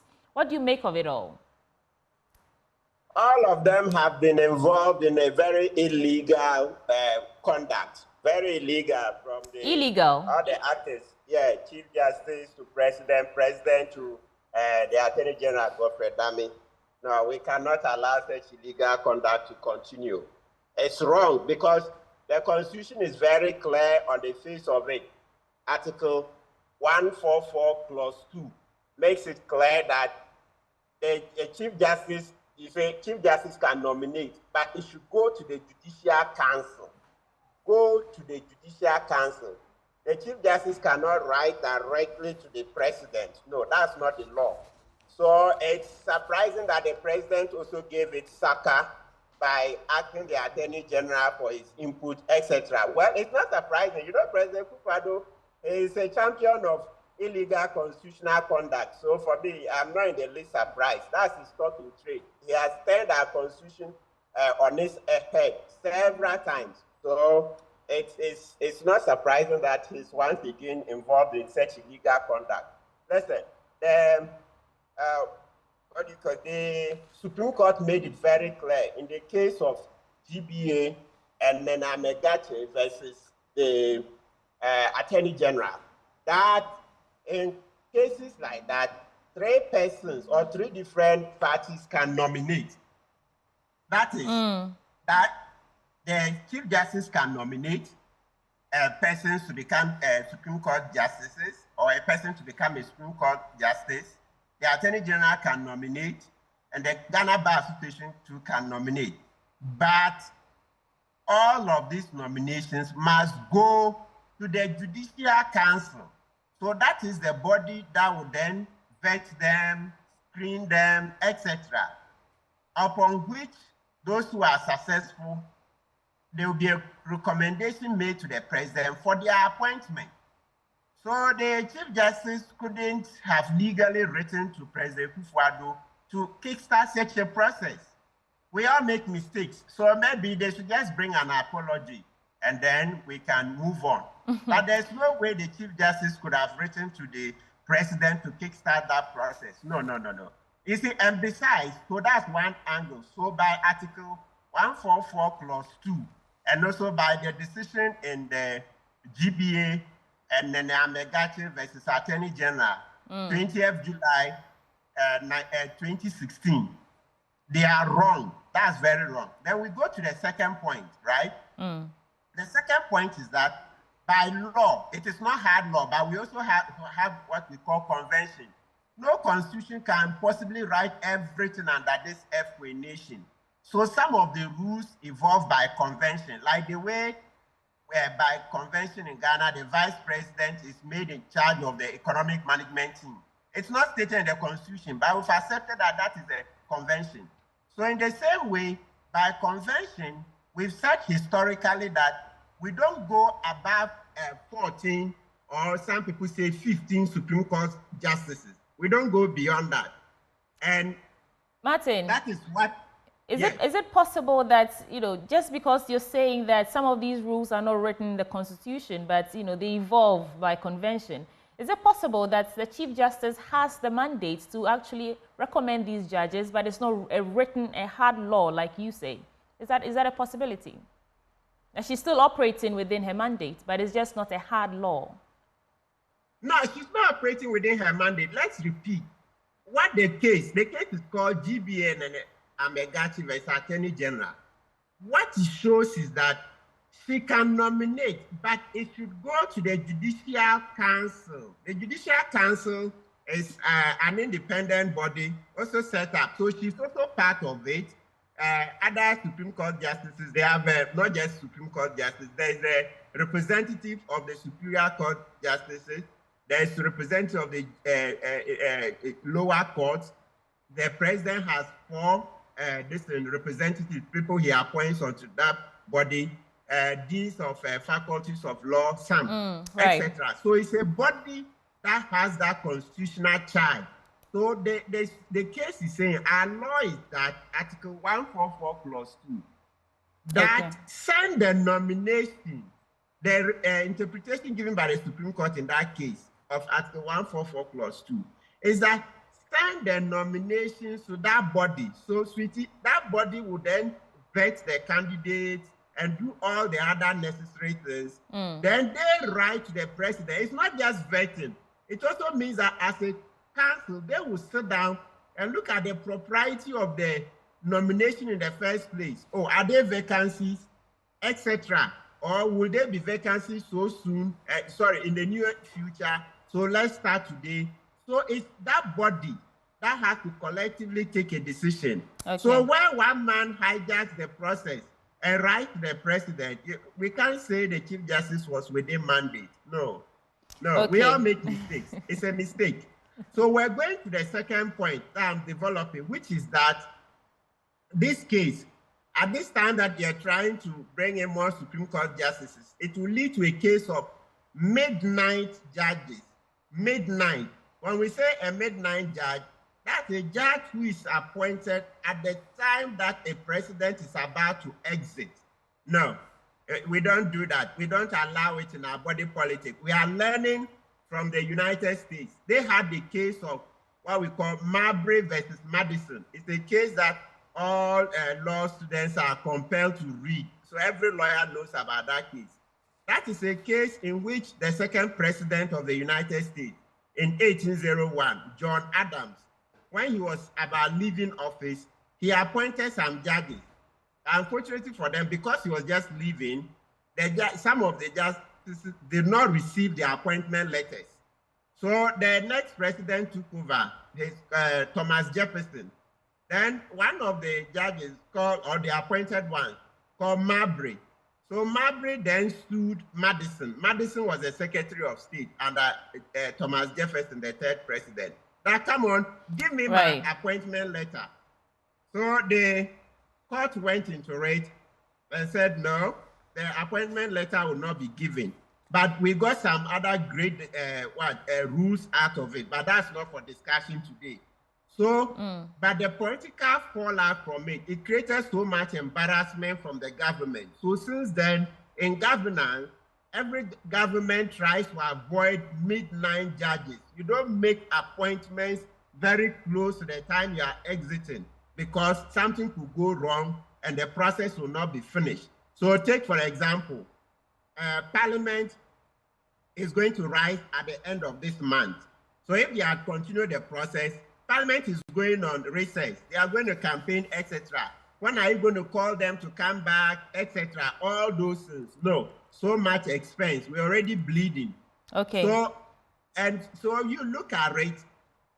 So the timing is bad. Then the third point is that, and very, very critical, we are back to the convention I raised earlier. So we have said that by law, we don't go beyond 14. Some say it is 15 because when you read the GBA case, some are saying that Atuguba did not add the Chief Justice. So if we add, when you read that Supreme Court decision, they say that we don't go beyond 15 justices. And that's our convention. And that is the law. When we say convention, something we've done over a long period and we've all accepted, it's as good as law. So if we've put the number at 15, and we now want to go to 20, sweetie, the point I can't overemphasize is that let there be a national debate. Let there be a national discussion. It should not rest with the Chief Justice and the President alone. No. Okay, Martin, before I move on, we have Xavier Kudjo on the line with us. But before I move on from you, Apenyo Markin's argument, and I want to quote what he said. He says that some people are saying that the Chief Justice does not have such a mandate to do so. We disagree, and we would say that per Article 125, Clause 4 of the Constitution, there are some inherent powers provided for in this provision that allow the Chief Justice, as a chief executive and head of the judiciary, to make such proposals. And the Chief Justice's argument is that they are burdened with cases. We've seen that over nearly 600 cases that have been stalled because of the number of justices that currently sit at the Supreme Court. What do you make of that? Before I move on to Xavier. Yeah, Pretty, let me repeat that last time. Apenyo got it completely wrong. Who says the Chief Justice cannot nominate? In this interview, I've already stated at least 3 times that she can nominate. But the law is that when you nominate, send your letter to the Judicial Council, not to President Kwadwo. All right. Send the letter to the Judicial Council. The Chief Justice sent the letter to the wrong place. So Apenyo is completely off. That is not the provision to quote. They say it's 144 clause 2. It says that the president will make the appointment based on the recommendation of the Judicial Council. All right, and the Martin. GBA case emphasizes it. All right. Xavier, thanks for joining the program. I'm sure you've been following the conversation to this point. What's your interpretation of the constitutional provisions regarding the appointment of Supreme Court judges? And you are PRO for the Ghana Bar Association. So give us a sense of your thoughts. Good morning. Thank you for the opportunity. Yeah, the Constitution is clear. When it comes to nominations of or appointment of Supreme Court justices, there are three bodies that make nominations: the Ghana Bar Association, the Office of the Chief Justice of the Judiciary, and the Office of the Attorney General. These bodies make the nominations and submit the list to the Judicial Council. The Judicial Council now vets and then settle on certain things that all of sent to the president based on available data. And to advise the president on that, but advise the president find the president can decide that all the I am not. Xavier, I think your line was breaking. I didn't hear you clearly. Can you take that again? Yes. I was saying nominations are made the Ghana Commission, right, the Office of the Attorney General, the Judiciary for the Office of the Chief Justice. And that means that the justice cannot just say the word is that those is that the judiciary now, based on that bill and would advise the president on to appoint which means that even at the level certain can be dropped. And when the because just an aspect, not by president can decide not to appoint body for that. That means that he cannot say no. You have depend the judicial for the whole country again. So that is what. Okay, Xavier, we are struggling to hear you, so we'd have to reconnect with you. We'll drop the call and then reconnect with you. But let me get back to Martin. Martin, you missed out a point. I was saying that the Chief Justice's defense for this irregular procedure to nominate or recommend judges to the president is because she says they are overburdened with cases at the Supreme Court. You didn't respond to that. What do you make of that? Oh, yes, sweetie. There's the workload. There's a lot of backload, okay, of cases, right? Right. But that doesn't justify an illegal conduct. So let's not mix them. Is it, you keep using the word illegal. Is it really illegal, or is it just a procedural breach in, in this recommendation? Because the president is not binded to go by her recommendations, is he? Oh, it's very illegal, very, very illegal. Look, it's a very serious matter. It's only because, we are still a democracy. People are looking for a transitional democracy. We've not quite gotten it. We are not quite there yet. We're a transitional democracy. That's why. Otherwise, this is a very serious case because, this is a convention that has been there for long. A Chief Justice never writes the president like that. So for this thing to happen like that, it's a very big matter. That because we are a transitional democracy, we are all learning, we are all making mistakes. So let's just leave it and then, move on. But it's a serious matter because you see, now with this list, there's a lot of, some undercurrents because some even very senior judges would also not be happy about the list because once this list has come out and some people have been cited, very senior judges to those in the list here, there are so many undercurrents that we don't want to go on talking about this on air. So it's not a very simple matter at all. It's very serious. But like I said, we are a transitional democracy. We are all still learning. About 30 odd years, right? Right. Yes, 1992 to now, a few years after 30 years. So we are learning. Even the big democracies, they make mistakes. So let's take it that we all have made a mistake and we can correct it. Because that's how come in our profession, we always tell you that we are all learning, right? So mistakes happen, and once it has happened, let's look at how we can forge ahead. But you see that it's caused a lot of disaffection and a lot of embarrassment to all of us, because especially in the context of the president, who is known to always want to retard our democracy. So when you write such a letter to the president, they are like, hey, this man already, he doesn't want this country to move forward in terms of democracy. You remember how he torpedoed the appointment of the MMDC, right? So President Kwadwo has a track record, how he hounded Domlevo out of office. We went to the Supreme Court, and by the time the case was done, Domlevo had been effectively put out of office because of retirement, etc. Right? So the point is that it's a very serious matter, but because we are all learning and we are making mistakes, it's fine. We just will gloss over it and move. Right. There's a lot of undercurrents.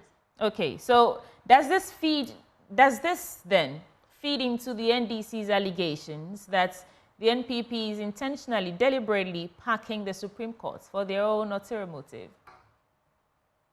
Well, that one is a little far afield. That one, let's leave that kind of physiology for the politicians. You know, I'm an activist and a lawyer, so I can't directly go into that side. That one, there to be pure politics. You know that I'm constrained. I have to use what the evidence and normal rules of analysis. But that particular question of packing the courts and the rest, I can't go into that part of the conversation. But like I've said, I mean, I'm sure I've made all the points. And so, yeah. So what about the issue of timing then? You were saying something about midnight judges and the timing is wrong because the courts will actually take a break soon and all that. Do you think that's the Chief Justice's, I mean, on the back of her launching of that Leading Justice initiative, do you think it's just a way of clearing all this backlog before a new term begins? The Leading Justice initiative, yes, the Chief Justice did well on it. But this particular one is specifically about the problem in the Supreme Court. That's this backlog of cases. All right. So, like we've said, we are even about to go on a legal vacation. Yesterday, Xavier Kuje made that point on PM Express. We are about to go on legal vacation. So the whole of August and September and the first week of October, we are on legal vacation. So even if we were to do all these things, eventually, as I've said, Parliament is also even rising. We are going into an election, etc. The timing is very bad. Okay. We can have the conversation in January. Let's make this point strongly. Let's have a national debate in January that we are moving from our convention of 15 judges to 20. Is there merit or no merit? So the Chief Justice will come and make the case for the backlog. I'm also suffering the backlog, right? But because justice emanates from the people, let the people weigh in. Let the ordinary citizens weigh in. Article 125 plus 1 of the Constitution says justice emanates from the people. So why your law is that we don't exceed 15 justices of the Supreme Court, and now we want to go to 20, please, it shouldn't be the president and the Chief Justice alone having that conversation. Let's have a national debate. Let people come in, let people also share their opinions, and then when we finish, you see that once the case is made, and let me not... All right, you hold for me, Martin. Xavier joins us back online. Xavier, you were trying to make a point about your interpretation of all of this. Please go ahead. I was saying that just as Martin said, there are three nominating bodies when it comes to appointments to the bench. Yeah. The Ghana Bar, the office of the teacher, and this the teacher, and office of that. And it has been said that nomination done by being the teacher. The teacher is now paid these pillars and big fight on that point. But that combined with the president to get all the submitted, except that it doesn't have power to prepare. So you have to prepare for process to start a whole So that is what happens. He can set some of it and not just speak. So that's about it. But I must say that there is by the there's nothing wrong. I think the approach is what the problem is. Xavier, I struggled to hear you there, but help me make sense of it. So Martin is saying that this is straight down illegal, but the Chief Justice is saying that it's because of the backlog of cases that need to be cleared. That's why this procedure was, this route was taken to recommend judges. What is the position of the Ghana Bar Association in all of this? Yes, as I started, can you hear me now? Let's try again. Maybe it will get clearer as you go. Go ahead. Can you hear me? Yes, this is better. Okay.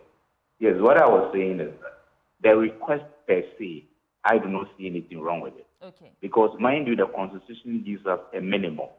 9 justices with a Chief Justice making a 10 constitutes a Supreme Court. Yes.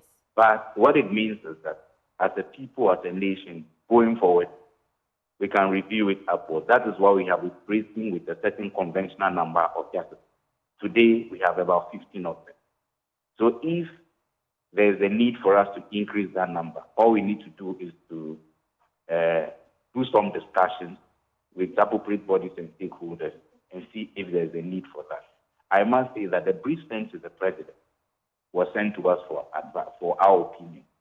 And the request was supported by settling statistics regarding the workload at the Supreme Court. Based on that, we agreed with the Chief Justice in principle that there might be the need for the numbers to be increased from 15 to the 20 as she's requested. But because it's a conventional number we've been working with, and we're not ready to do a constitutional amendment, bodies such as Parliament and the Council of State should be consulted on this matter.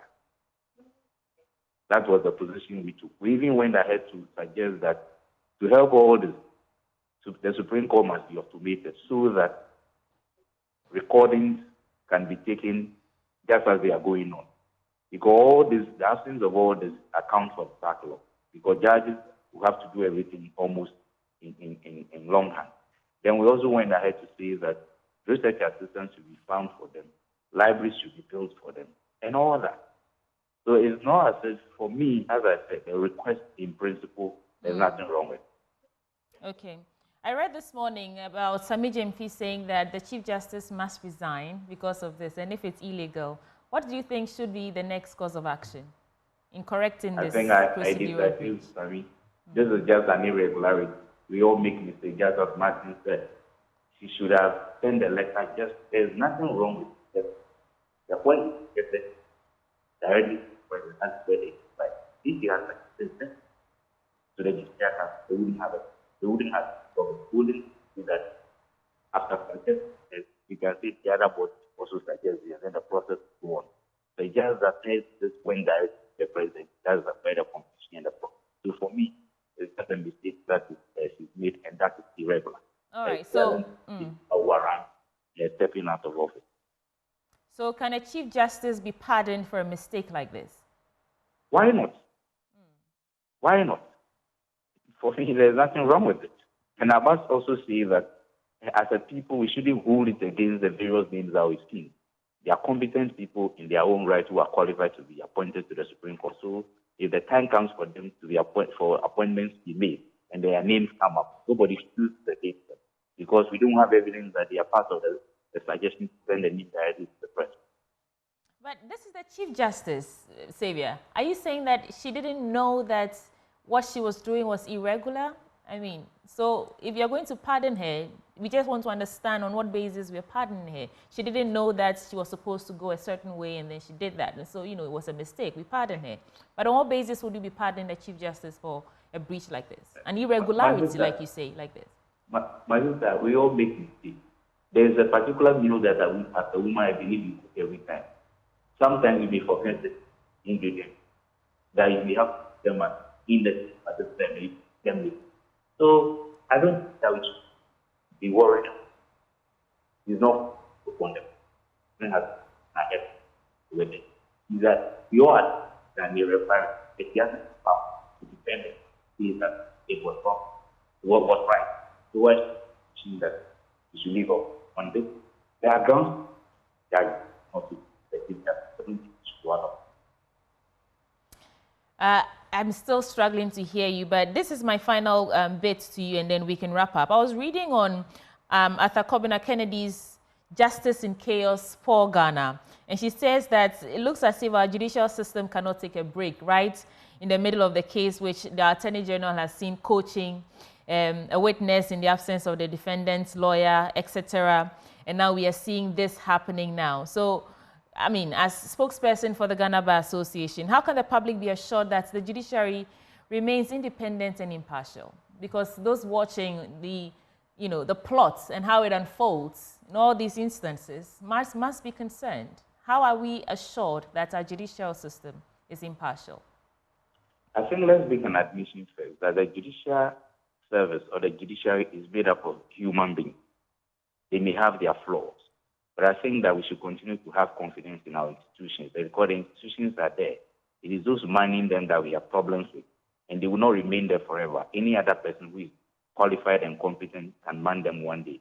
But if we begin to badmouth them now, what do we have people one day can maybe judge better than what's happening now?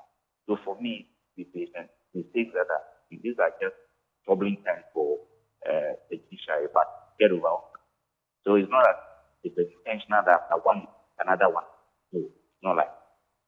So I will urge and everybody, of course, that they need to have confidence in each other for that matter. Xavier Kudje is PRO for Ghana Bar Association. Thank you so much for joining us. But I still have Martin on the line with me. Martin, what do you make of the submission from Xavier? Do you think the Chief Justice should be pardoned because this is a mere slip? Yeah, considering that, yes, it's a mistake and we all make mistakes, maybe she can render an apology and then let's see how the citizens react. Yes, it's something. We all make mistakes. So she can bring out an apology. Oh, people of Ghana, I'm sorry. I didn't intend to upset the constitutional arrangement and all that. And then once that is done, it's good. We should be able to move on. Yes. Based on our history and even the way that this has been plunged into some sort of political side, do you see that happening? Do you see the Chief Justice apologizing for this and then going through the proper channel to recommend these judges? Well, going through the proper channel to recommend these judges, not now. As we've said, not this year. We can't even have that recommendation done now. Let's have the conversation first, because we are changing the law. So if you are changing the law, get the buy-in of the people first. Then as to whether to render an apology or not, well, I don't have a crystal ball. Let's go into it. Let's see what she says. It's an evolving democracy, but you see how the Kenyan president conceded. He conceded neatly when the Gen Z people did the demonstration. You see, the president said, I concede. And then he made a lot of reforms. So the Chief Justice can learn from it because it will help a lot. It will help to bring people on board. At least it will help to bring the NDC back on board, because now the NDC are saying, no. And they even went ahead to say they would trigger impeachment proceedings against her. Yesterday on PM Express, Sami James stated it, that they would trigger impeachment proceedings against the Chief Justice. So it tells you that they are not happy. So it will help that the Chief Justice reaches out to citizens and said, look, because you see, we've all now lost a lot of time and effort debating this matter.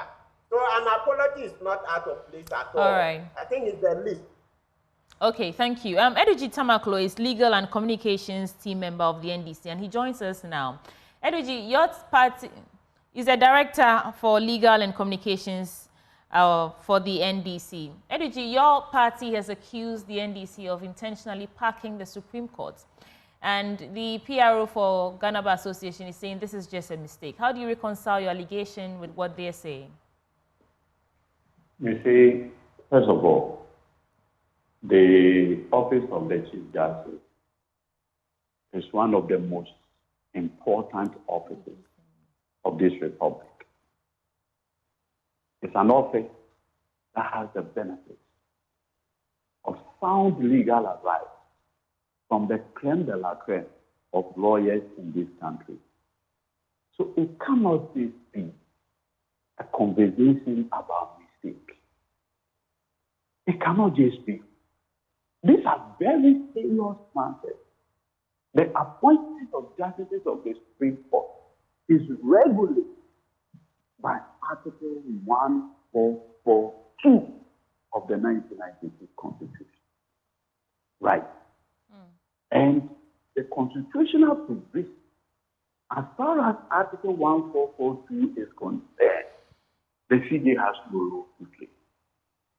At best, is to chair the council, the Judicial Council. It ends there. And to advise the president appropriately. What she has done has never happened. Has never happened. And you see, I say this.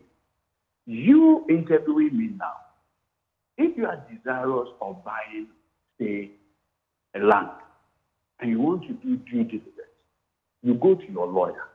Lawyer, advise me on how to buy the land so that it will be litigation free. If it turns out that the lawyer advising you is the owner of the land, how would you take that advice? So when the framers of the Constitution were putting this Constitution together, they anticipated all these scenarios and said, let the president, and in fact the word you say, shall. So the president does the appointment. He comes to you to advise him so that your advice will appear fair, impartial, among others. Now, if you are the one now proposing it, what will be the nature of your advice on the very name that you have proposed? On the very name that you have proposed. Right. These are very serious matters. What about the I just hope that we learn useful lessons from what happened so that it doesn't repeat itself again. The role of the Supreme Court, and remember, even for presidential elections, the Supreme Court has exclusive original jurisdiction in the matter. So The 5 ladies I've seen, these are judges I've practiced before. They are excellent judges. But the process, if the process is flawed, what can come out of it? Are you saying it's not pardonable? And will you still go ahead with your impeachment threats? How would you even go about it? As somebody was saying, tomorrow is pregnant. Let's leave tomorrow to decide on that matter. What is your reaction to the argument that there's no constitutional backing, or there is an argument that the number of judiciary justices is not capped? That is the argument that the majority caucus is making. If you look at the response of the NDC to the question that first of all, there's no capping on how many justices of Court of Appeal, Supreme Court, right? But we have said, if there's a plan to move it beyond the current number, we should build a certain critical level of consensus. 2 is the timing.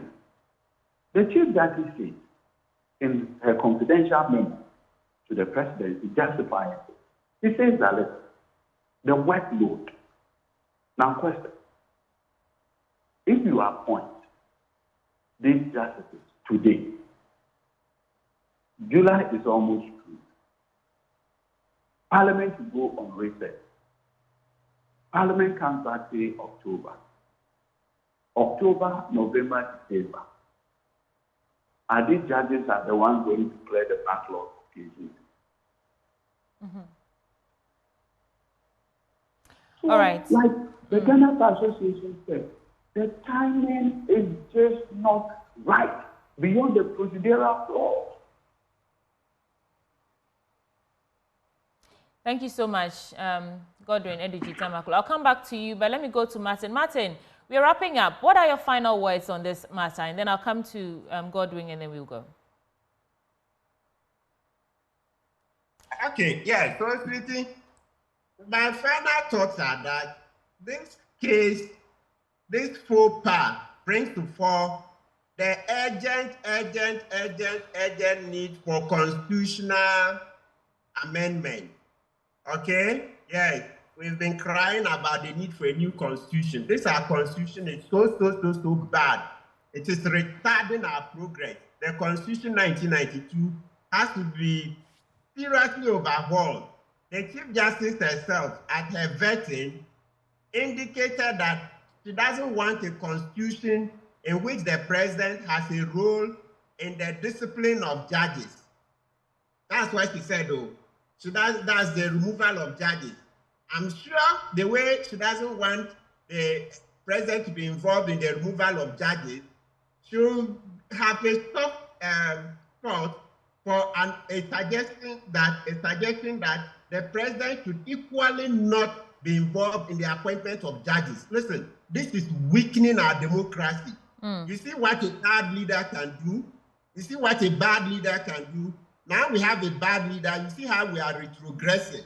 So that's a big lesson to us that let's overhaul this constitution. No president should be appointing chief justices and Supreme Court justices. No way. You see what a bad leader can do to Ghana, and we are suffering for 8 years. We've been retarded. You see, I mentioned earlier the appointment of the MMDCs, but now we would have made progress. When the Kwadwo thought that he had lost the debate, then he canceled the whole thing. Personal aggrandizement.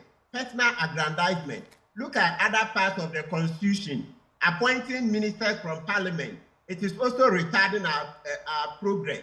So we need to make all these constitutional amendments to make Ghana a better place. So right now, our constitution is our biggest problem. It's retarding our progress. Let's get on with the constitutional review quickly so that we can have a new constitution. Thank you so much, Martin Pebu, private legal practitioner, for sharing your thoughts with us this morning. Mr. Tamaklo, talk to me about the Chief Justice's defense, about the backlog of cases and the need for more justices, and then you can wrap up with your final words. Yes, let me just wrap up. I've already pointed out the appointment process includes going to Parliament.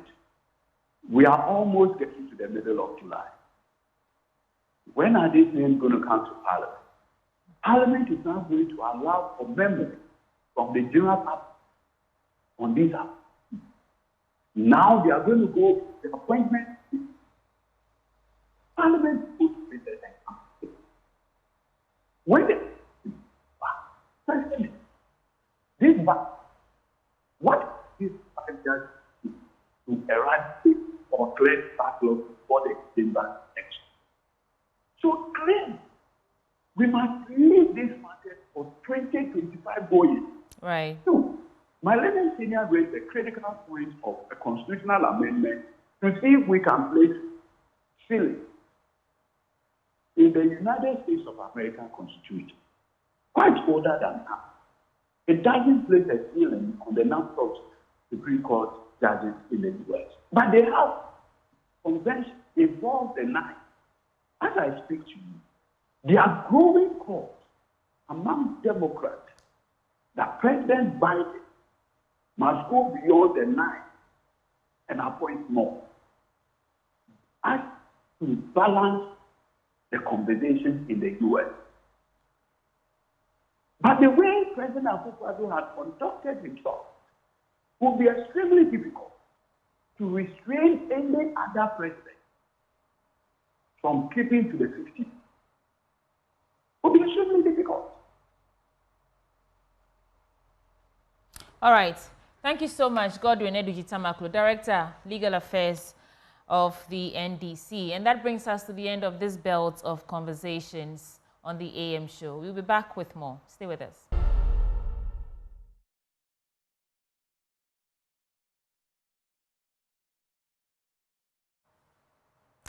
And we're back on your screens for more conversations. This time we're talking about this SNIT Rock City Hotel saga.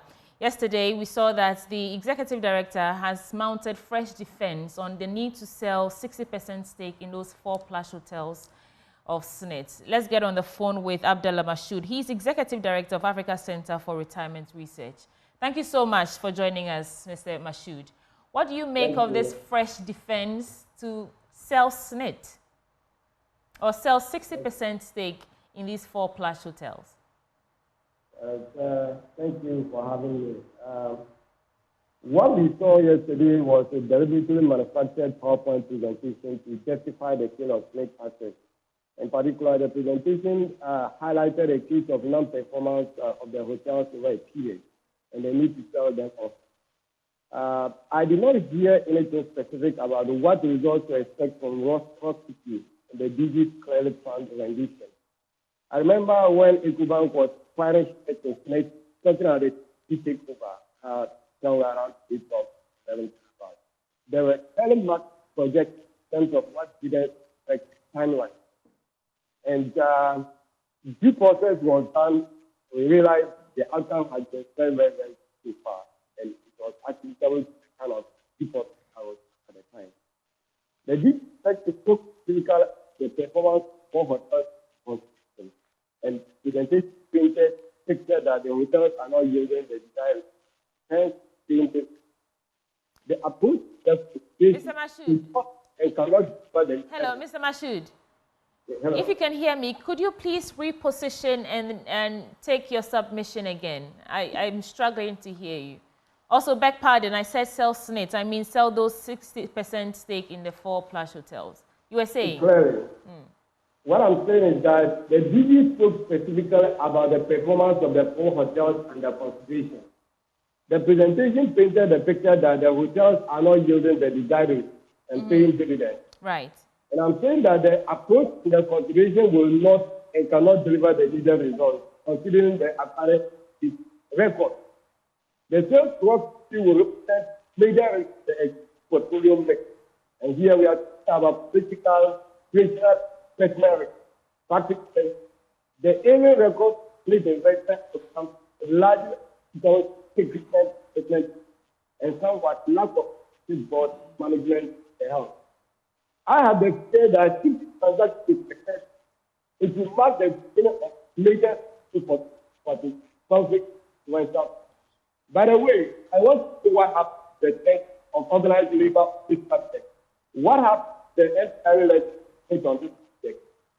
The right to public the president is to dig into the operational and job of assets on by cases. From a social security research point of view, it is a sad trend for social security in Ghana in terms of efficiency and sustainability. For me, it is time for us to hold a national stakeholder dialogue on how to improve the social security system overall. We will try to see if we can clear up the line a bit, because I really didn't get anything you said. But, I mean, the latest on this SNIT Rock City Hotel saga is that the Social Security and National Insurance Trust has mounted fresh defense to justify the sale of the 60% stake in those 4 plush hotels. And, you know, the controversy continues to linger. And they're saying that they've injected 200 million Ghana cedis so far of pension funds to remedy the failing hotels. But it still, you know, hasn't been fruitful. And so their only way out is to sell.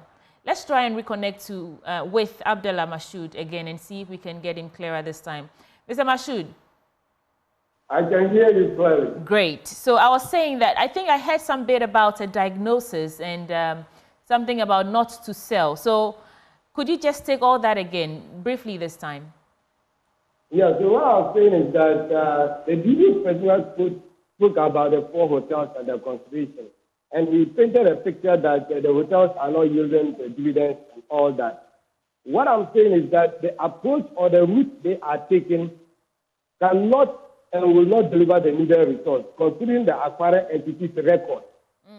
And I'm saying that the sale to Rock City will represent a major risk to the existing portfolio mix, and we are talking about critical operational and investment risk. What I'm saying is that I have say that that is selling certificate as individual. It is going to mark the beginning of a major scramble for state property by selfish individual sectors.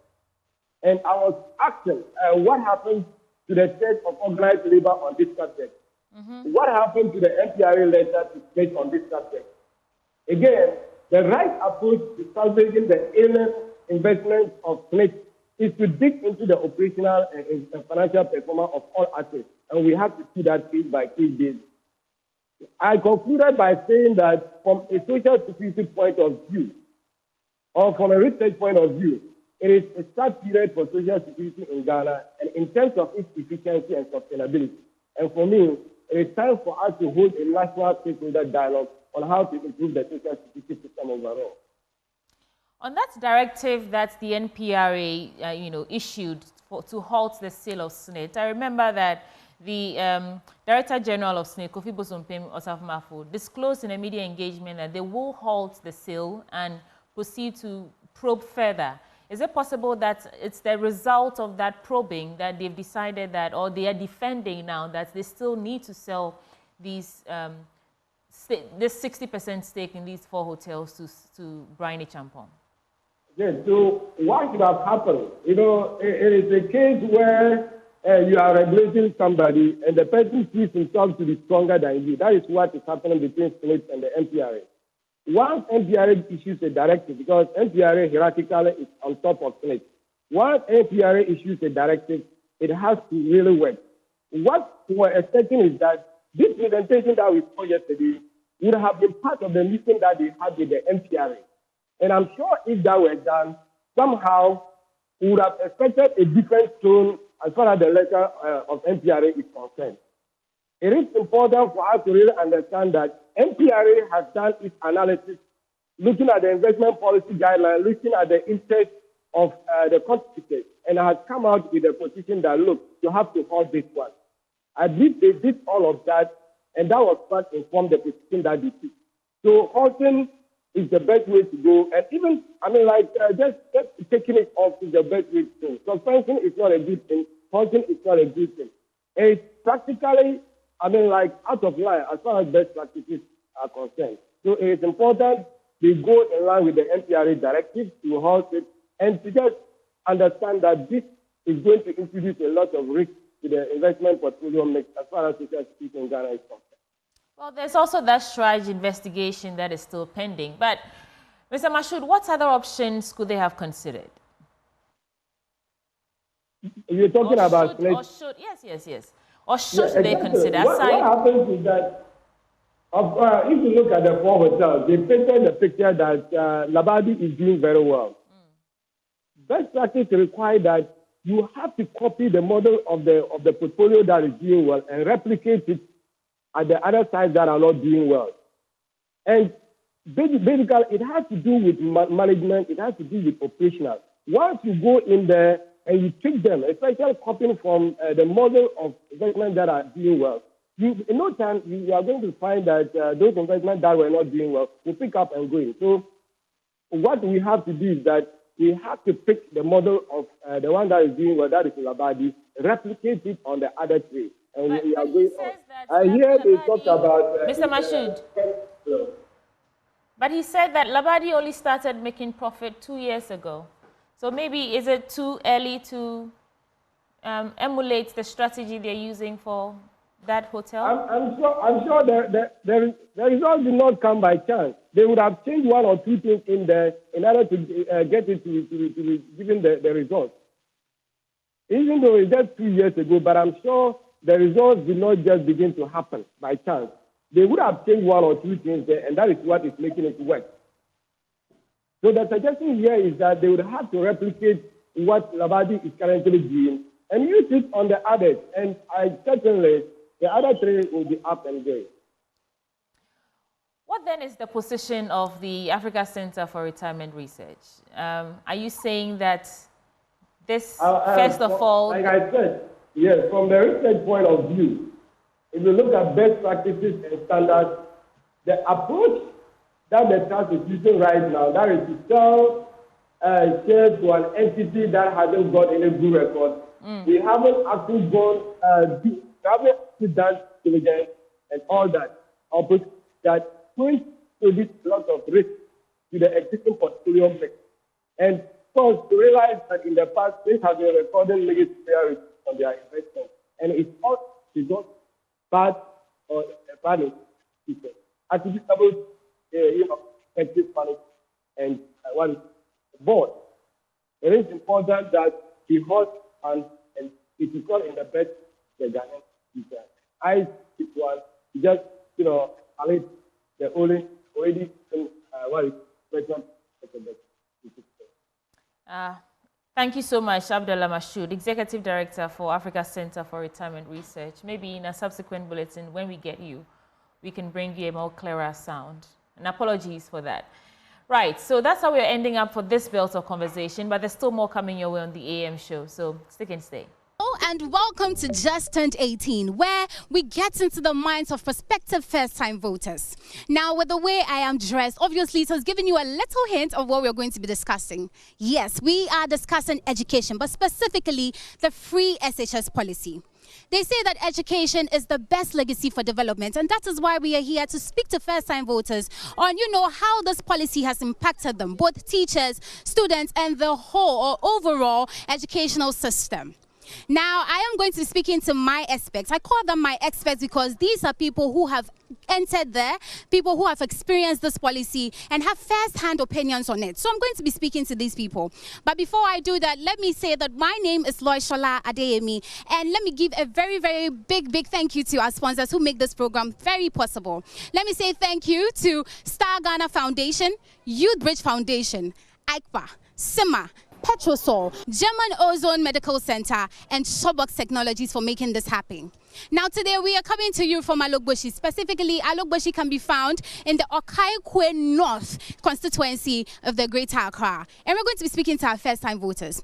You know that since the inception or since the free SHS policy began 8 years ago, it has always created controversy because there are some people who say that they like the policy, it is good and it should be maintained. But there are also people who say that even though it is good, they should review it a little bit. That is why we are here to speak to my experts once again. These people are going to tell us about the implementation of this policy. Is it good? Is it working for them? We'll find out from these people. So let's go get talking to our first-time voters. They are ready for me, and I can see with the way they're standing, the vigor and the energy is there for me. Hello, guys.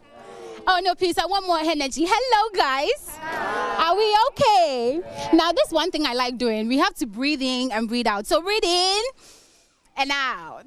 Breathe in and out. Are we okay?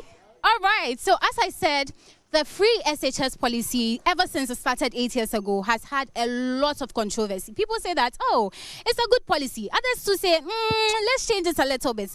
Before we start the conversation, let me find out from you guys the good things about this policy. You have gone to school, you have enjoyed the free SHS. I want to find out what are some of the good things that came out of this educational system or policy. My name is Prosper. Okay.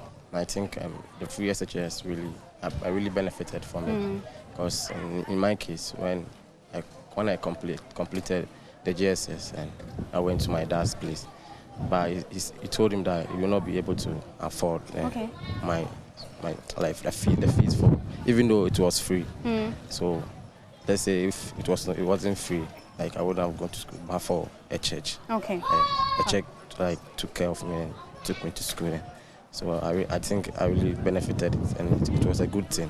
All right, all right. Now let me come to you, Genevieve. What is your experience as well? And please mature your voice. You can hear me, right? Yeah. Let's talk like girls and boys. Okay, mature your voice for me. Genevieve, let's go. Free SHS was beneficial because, one, in the aspect of free paying the school fees, like it reduced burden on our parents. And two, we being in the school, we acquired knowledge for free.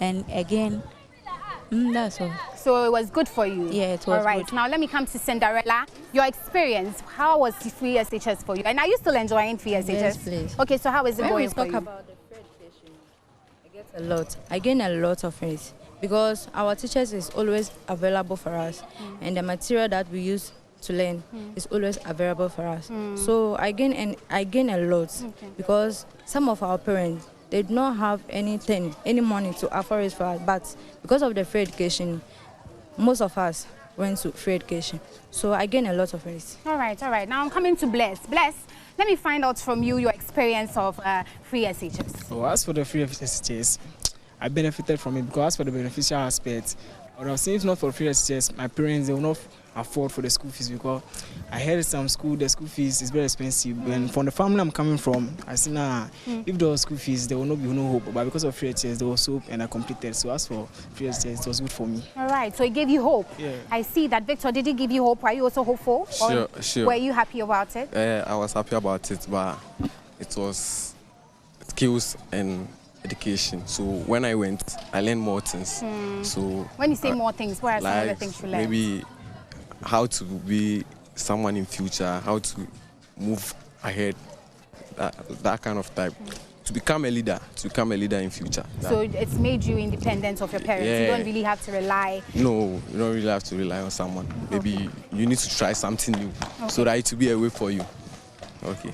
That's what I learned. All right. Okay. All right, now, Eugenia, let me also find out from you. Is it same for you? What have your experiences been? Yeah, so at least it reduced the level of illiteracy in our communities because the less privileged had the opportunities to go to school and at least have some level of education. So I can say in that aspect it has helped us a lot because even at school most people weren't able to afford provisions or any other things, but because of that they came to school and had whatever they wanted to have, even though some were wayward, but at least it helped in that way. It helped us, okay. And let me find out from you, Wendy, what was your experience as well? Okay, my experience is it's really helped our parents and we the students. When we go to school, like with the boarders, we go for dining both in the morning, afternoon and evening. And it reduced the level of burden from our parents due to financial problems. Thank you. Okay. So yes, we have heard the good part of, the free SHS policy. They have told us some of the good things that they got from this policy. But now let's get into the not so good part of this policy. Everything that has a good part can sometimes have a bad part. So let me know, what are some of the so not good policies or the so not good things that happened while you were enjoying this policy? Let me start. Who wants to speak to me? Let me come to you, Eugenia.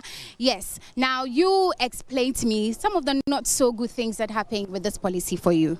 Okay, so with that, there was inadequate learning materials. Sometimes in our classrooms, a class which is supposed to take about 50 students has to take almost 80 to 90 students. And due to that, it's sometimes unhealthy for we the students. And the learning materials, as I was saying too, sometimes we need to get the books they brought weren't that detailed. It was something like they had to just rush and pick up for us. So even at that, we had to buy our own extra books that will help in our academics. So what if you don't have the money to afford that? Then your education is just going to be somewhere. Okay, so let me find out. So the fact that you guys were crowded, did it lessen the amount of times you were spending with the teachers in the classroom?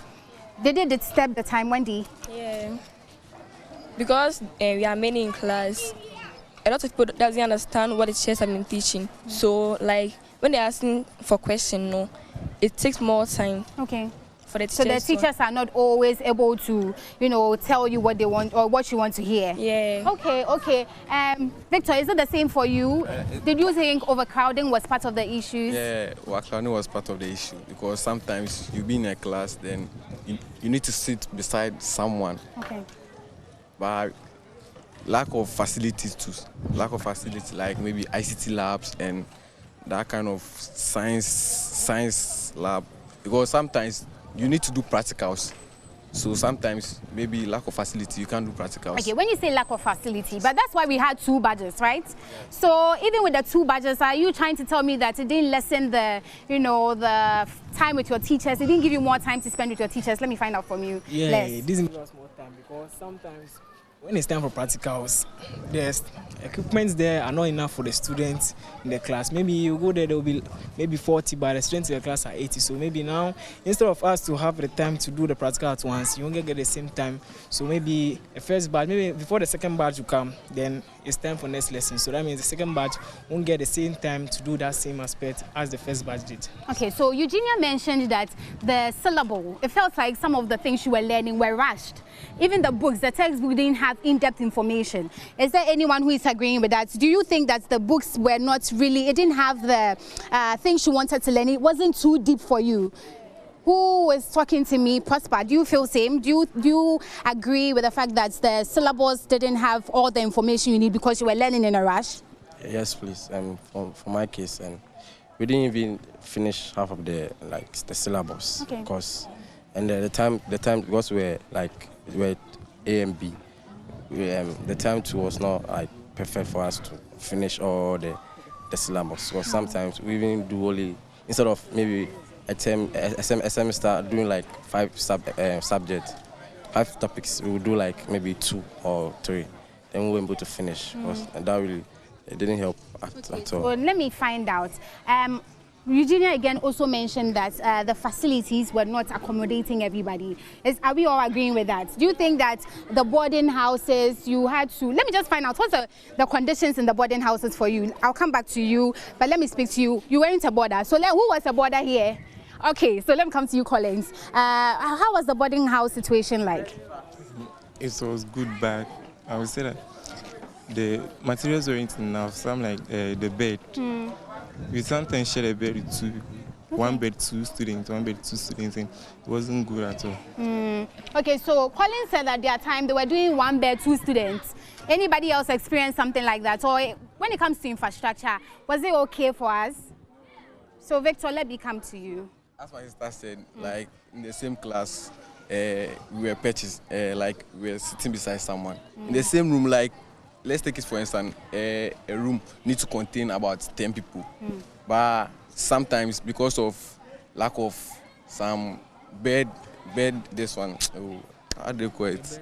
The bed sleep. So you need to be in one room with someone, like there'll be a contain like maybe 15 people inside, 15 outside, maybe it need to be 10-10. So we were overcrowded in the same room too. Okay. You were not sleeping the way you wanted to. Let me find out. You are shaking or you are agreeing. You weren't free to sleep the way you wanted to. Yeah, because as for us, the bed wasn't enough for us. And sometimes you may get a bed, but don't be any middle stick to put for inside. So mostly we take trunks, our own trunks, then we pile it on the floor. We put our bed on it and sleep. But that also damages our trunks early, because sometimes when someone is coming from the top, since your trunk is on the floor, you get there and stand on it, then simple, your trunk gets broken and stuff. So as for the bed stuffs and the dorm, it wasn't good for us.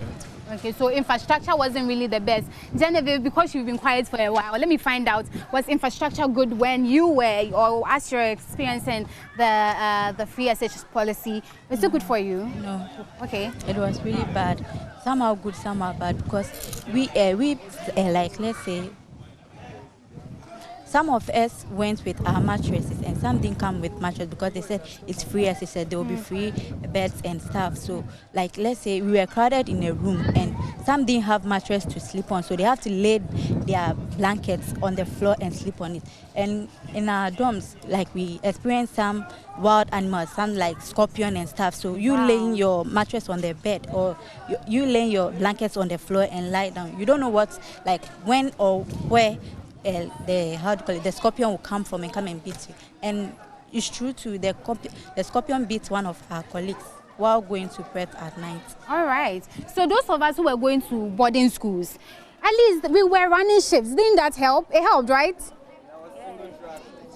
It was okay. Who is talking to me first? Let me come to you, Eugenia. Yeah, so with the shifts, I was part of the first batch. Okay. We didn't experience that. Okay. So because there was those shifts, there was a lot of pressure on us because we were many. Okay. At least it helped those with the shifts because some people have to go and some people come later.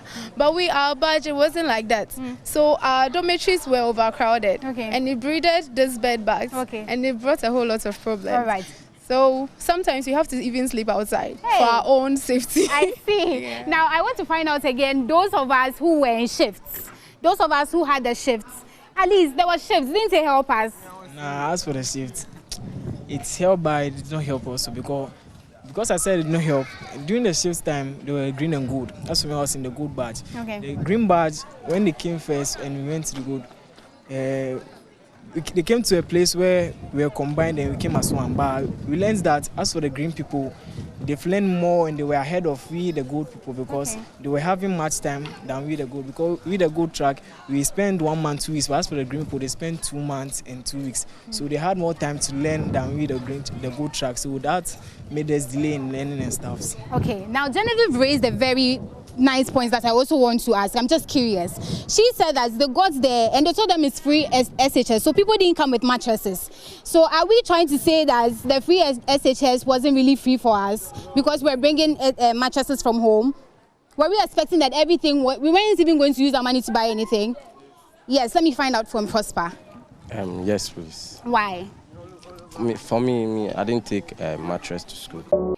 And from our election headquarters, let's take you to the home of the running mate of the New Patriotic Party, Dr. Matthew Opoku Prempeh, a.k.a. Napo.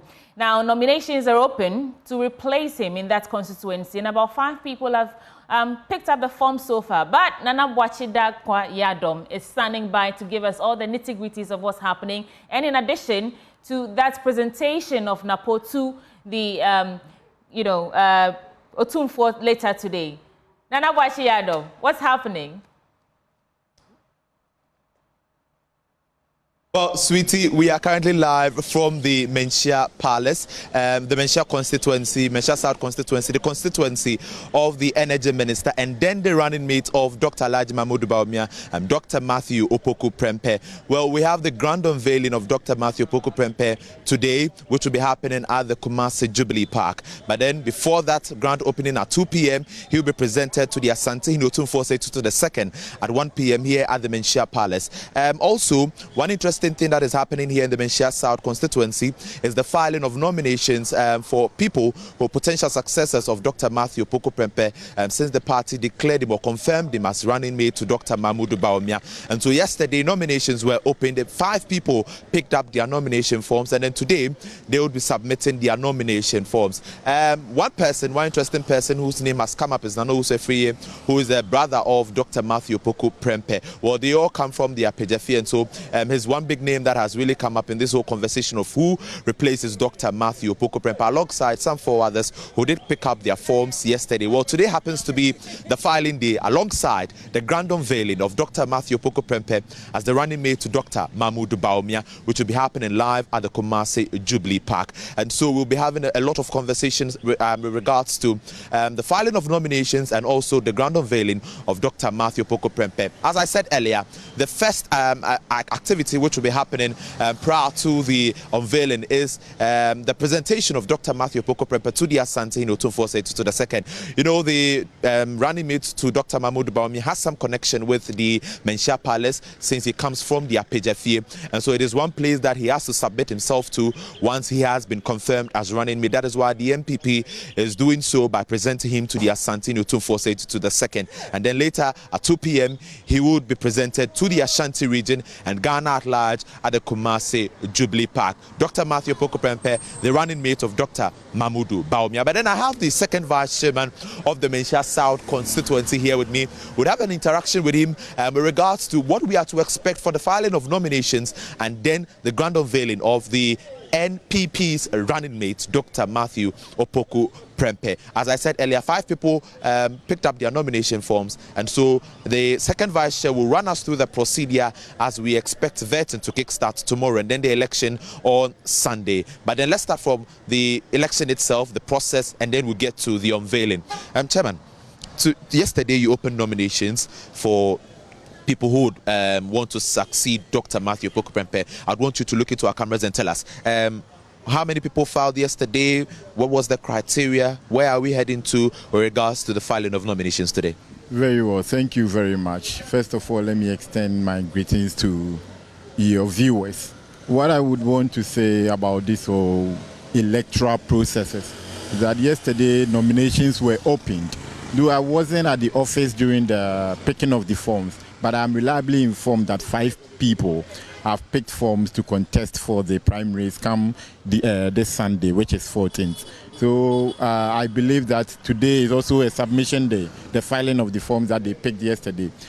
And I know that supporters are going to troop in, though the candidates with their supporters are going to troop in to submit the forms this very morning till the end of the day. And we'll be expecting them at the office to do so. Well, people are asking why you are making this process so fast, because the party confirmed Dr. Matthew Poku Prempeh as running mate just last week, and then a day after, the party issued a release which was to declare the seat vacant or to call in for possible potential successors. People are asking why this process is so swift. I do not see, I cannot tell the rationale behind the reason why the national executives have made this period a shorter one. But I believe that in the mindset of the national executive, they want a peaceful process, and Menchia South constituency is a very huge constituency. It's a constituency that has a lot of eyes on it.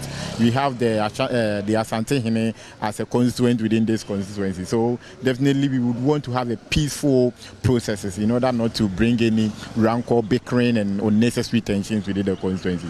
So I believe the 1 week, though, is short, but I think in the mindset of the national executive, they want that peaceful thing to happen. That is why we have that short period.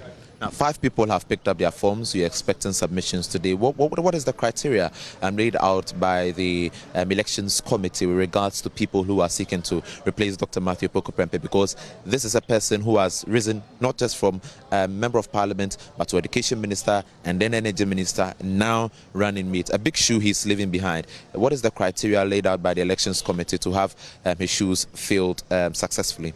We, the constituents, wouldn't want any person lesser as compared to Dr. Matthew Poku Prempeh. We would want a person at par with him or even beyond him.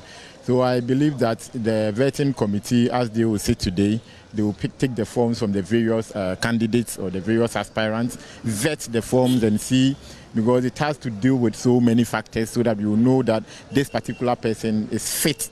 And at the end of the day, it all boils down to the delegates, because they are going to vote to select who will be in the stead of Dr. Matthew Poku Prempeh. With the vetting committee, we only have the authority, the power to vet the forms that they picked, know that the person is indeed a party member in good standing, meets the various constitutional requirements as far as Article 94 is concerned, Article 94 of the 1992 Constitution is concerned, then other party constitutional requirements, so that they will be able to bring out the necessary candidates or the candidates that will pass through the vetting for the elections come Sunday. Well, with all these details, what are we expecting as far as the vetting process is concerned tomorrow? Yes, you should be able to know the party and know the party very well within the constituency and Ghana at large. Fine, you may not even know beyond the constituency, but for the constituency you should know. You should be a good party, a standing member of the party.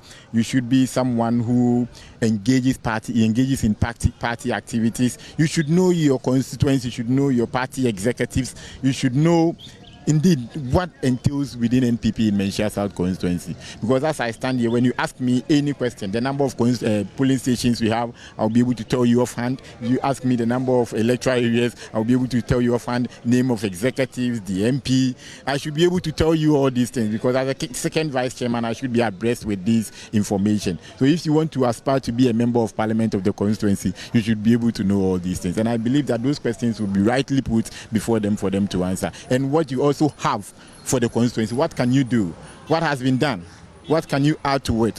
Where are you taking the constituency from? Where are we currently? Where do you want to let the constituency get to? They are all important things that I believe the vetting committee will take all these aspirants through for us to know, indeed, rigorously, to know who will be better to fill the shoes of Dr. Matthew Poku Prempeh. Stay with me, Chairman, because we are moving on to the next topic, which will be the unveiling. But then I must say that so far, the 5 aspirants are Nana Owusu, Afriyie Prempeh, who is the blood brother of Dr. Matthew Poku Prempeh, lawyer Nana Bafweji Ewua, and then Akwesi Koka Jebibi, and James Owusu Boakye, and then Kwadwo Amankwa Entry. So these are the 5 people who have picked up their forms and are expected to submit it, while we expect the vetting process to kickstart tomorrow for the election process to also go on on Sunday. So that is the procedure with regards to the seek of a potential successor for Dr. Matthew Opoku Prempeh when it comes to the Menchia South constituency. So away from that filing of nomination submission and all those, let's move on to what is happening today. That is the grand unveiling of Dr. Matthew Opoku Prempeh as the running mate of Dr. Mahmoud Bawumia, which is happening today at 2 p.m. at the Kumasi Jubilee Park. The first thing to happen is the presentation of Dr. Matthew Opoku Prempeh to the Ashanti Otumfuo to the second. We are here in front of the Menchia Palace. We can see some party executives who've come here since yesterday. Henry Nana Boakye, the national organizer, with Dennis Miracles Abuaji, they were here yesterday. Kennedy Ohine Japan was in Kumasi yesterday. Party chairman, general secretary, all those who matter in the NPP came to the Ashanti region, and then we are expecting all of them to be present at the Kumasi Jubilee Park while we do the presentation and also the submission of Dr. Matthew Opoku Prempeh to the Ashanti Otumfuo at 1 p.m. and 2 p.m. respectively. So, lawyer will run us through what we are to expect today. While we do the grand unveiling of Dr. Matthew Opoku Prempeh, what are your expectations? One, to the Asantini. Let's run from that. To the Menchia Palace, what are we to expect? Thank you very much. Well, I was the chairman of the committee that planned this whole thing, because we have our chairman who is originally based in Accra. The first vice chairman is also very busy a person, and I chaired that committee, and we have made a lot of plans. Indeed, we are meeting Dr. Matthew Opoku Prempeh and Dr. Mahmoud Bawumia at 11 a.m. at the Menchia Palace. All the constituency delegates and all identifiable groups within the constituency are coming here at 11 a.m. Everybody will be clouded in a party colors and party t-shirt, which is provided by the party. Then you have a white handkerchief, which will also be provided by the constituency. So all of us will be coming here whilst we wait for them. So from here, they will come at 1 p.m. So they will go and see the Santehine. And it is very clear. The Bible will tell you that when you seek wisdom, you have to read the Bible. You have to seek wisdom from God. And also, when you seek wisdom from Menchia constituency, you have to come to the Asantehine. And it is also tried that since Dr. Matthew Opoku Prempeh is a royal, he has to come and get the blessings of his father, of his grandfather, who is the Asantehine, so that he will be able to take another step concerning the unveiling. Because without the blessings, it means that we are not going anywhere. So we need his blessings. That is why they are coming. So when they come here, it's going to be a closed-door meeting. But we, the delegates and the identifiable groups and NPP sympathizers, we will move from here, walk through the Afriyie, then pass through Alaba to Abu Abu Station, then to Jubilee Park, and convene there and wait for them to come. So when we get to the Jubilee Park, that is when we have the whole show happening, the biggest showdown. That's the unveiling of Dr. Matthew Opoku Prempeh. What kind of speech are we expecting from Dr. Matthew Opoku Prempeh, and then even from Dr. Mahmoud Bawumia? Because this is his region. I mean, for your running mates, this is his region, and then we're expecting him to garner votes to make sure that the party base is fit enough to meet the standard of the whole numbers or the expectations. And so, what kind of speech are we expecting from Dr. Matthew Opoku Prempeh? Dr. Matthew Opoku Prempeh believes that to win power, there should be unity. So I'm sure his speech will be centered on unity. He is a unifier indeed. And yesterday, per my interaction with him, it was very clear that he knew, or he knows, that there are some people that are peeved. There are some aggrieved persons within the party. Some have even moved from the NPP to other political parties, which he believes that all these people should come on board so that we move together, rally behind our flag bearer. So that we are capable of breaking the 8. And so when that is done, when that speech is given, what next for Dr. Matthew Opoku Prempeh? He starts campaigning? Straight away, and per the party arrangement, he is going to be in charge of the Ashanti region and other adjoining regions. That is the Western North, Western region, Eastern region. He is supposed to make sure that we get all the necessary votes, the winning votes from this region. So he is going to put in a very tactful and tactical campaign team. We are going to put them together. We are going to rally behind him solidly to ensure that we get the votes and break the 8. Thank you so much, lawyer. Your name? My name is Nana Bunsuchiche, the second vice chairman of Menchia South Constituency. A very big thank you to you. And that is Nana Bunsuchiche. He is the second vice chair of the Menchia South Constituency, the constituency of the running mate for the New Patriotic Party, Dr.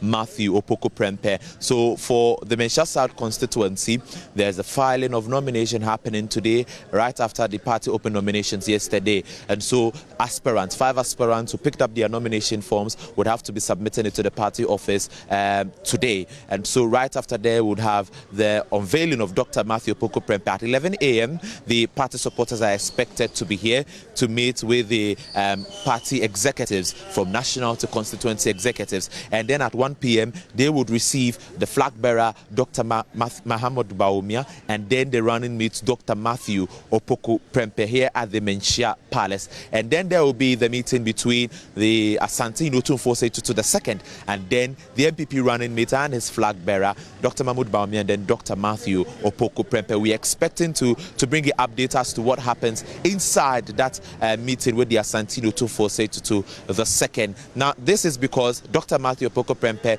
who is the son of the Apejefie, has a connection with the Menchia Palace. And so, for the first thing that should be done is his presentation or submission to the Asante, and then we would have the grand unveiling at the Kumasi Jubilee Park, live from the Menchia Palace. My name is Nana Boakye. Over to you, sweetie.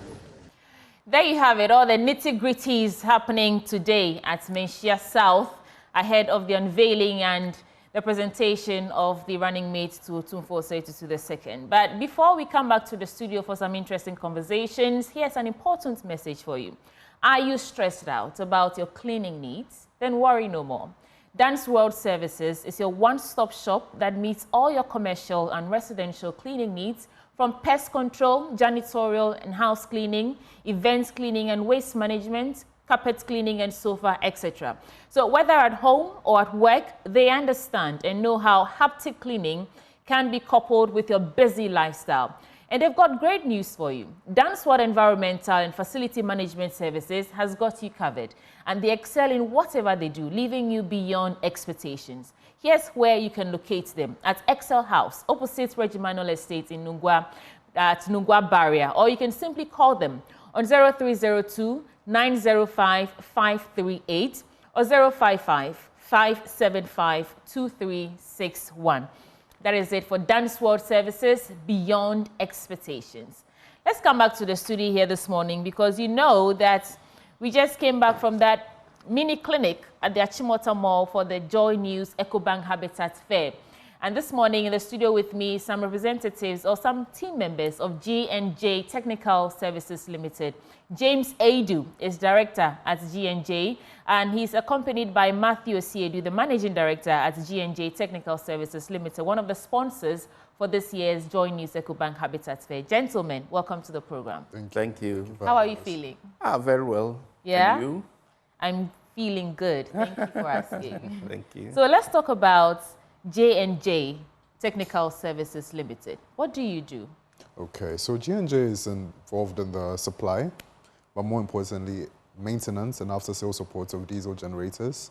The company was established in 1994. So just this year, in March, actually, we celebrated... Were you born? We'll talk about that later. So yeah, we celebrated our 30th anniversary just in March, and our founders and pioneers found it fitting that we give the year a theme of our past guides our future. And we found that very interesting, because the past is what has led us to where we are now.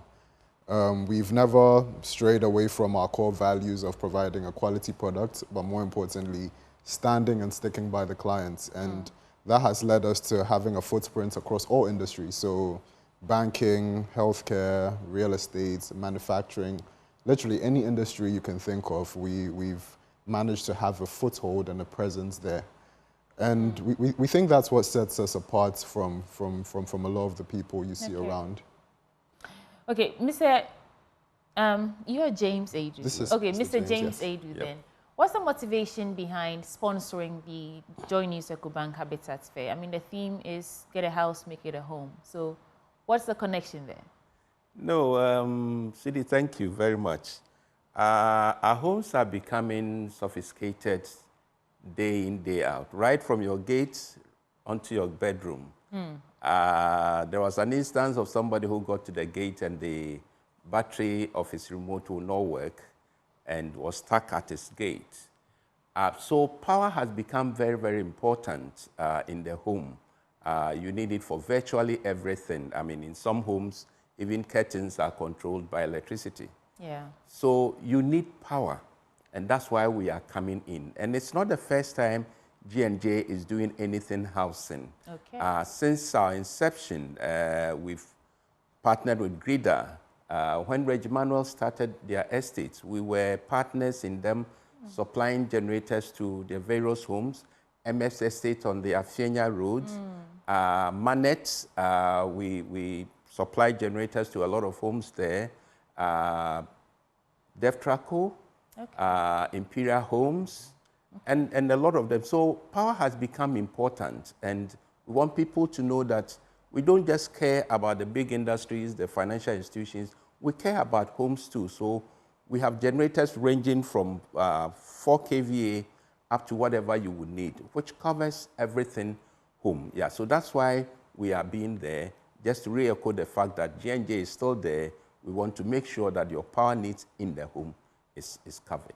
And I mean, the importance of having a generator cannot be overemphasized. Definitely. Looking at the power situation that sometimes we are plunged into in this country. You don't go there. So I don't want to go there.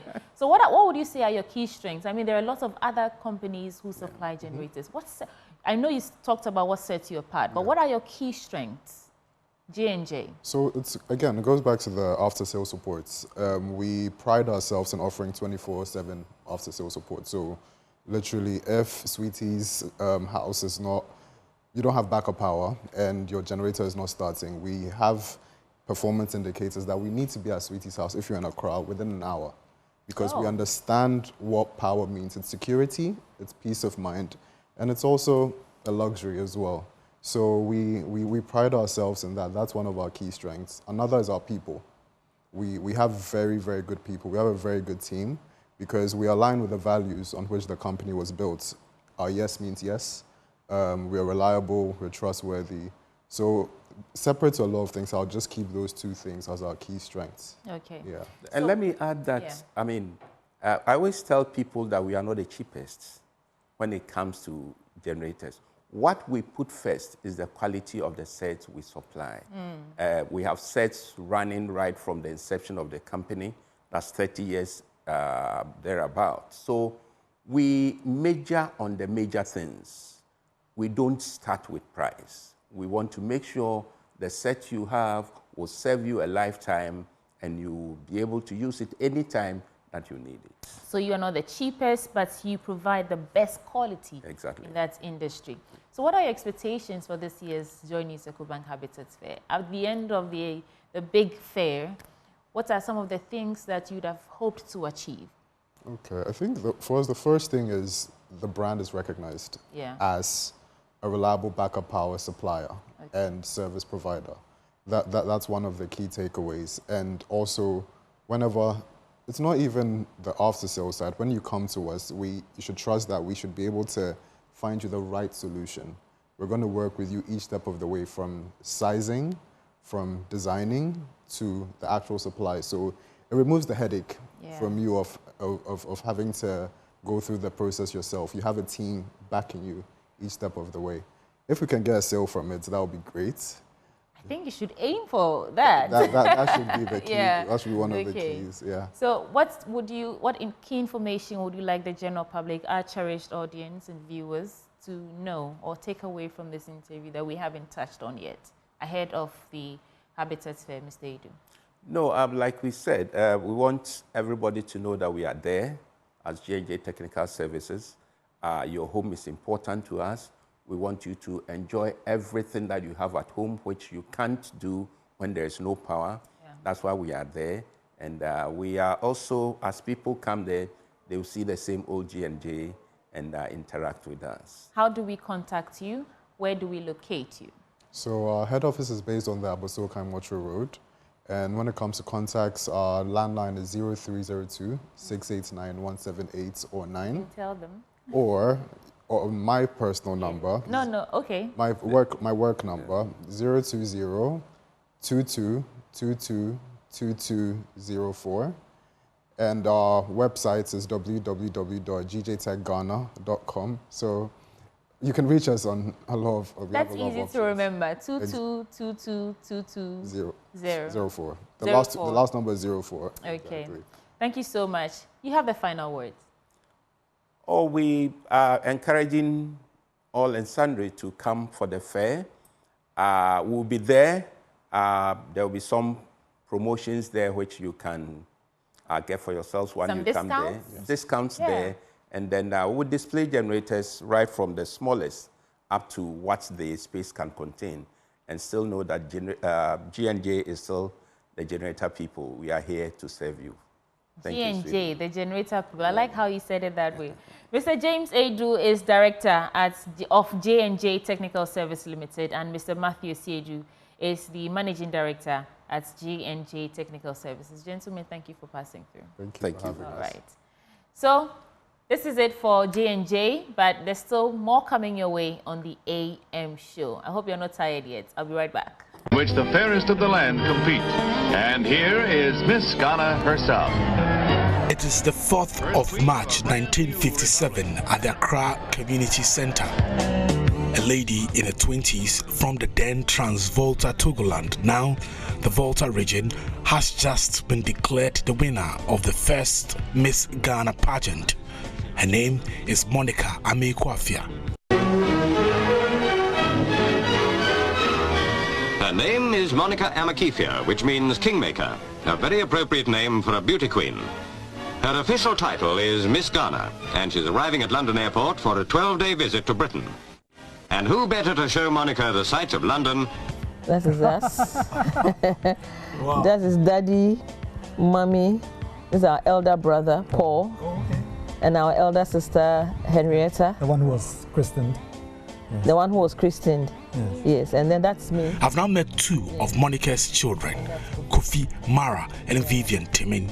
Here, they are seated on a compound going through some old pictures of their mother after she won the first Miss Ghana competition. Kofi Mara says he was too young at the time to understand the weight of the title his mother carried. He narrates to me how his mom became the first Miss Ghana. Famous, the famous Johnson baby powder advert. Ladies, look at this once. You'll never see it again. The bomb. That's me in an advert with my mom, advertising Johnson's baby powder. Wow. I think it's 61 or so, or 60. I was born in 60. So it has been 60 because I don't think I was walking then. Yes. So your chance has gone. You haven't seen it again. And that's Mommy here. Yeah. That's, I think, the same year she won when she went to Britain. England. Yes. That's the embassy. Ghana embassy. You can see the flag there.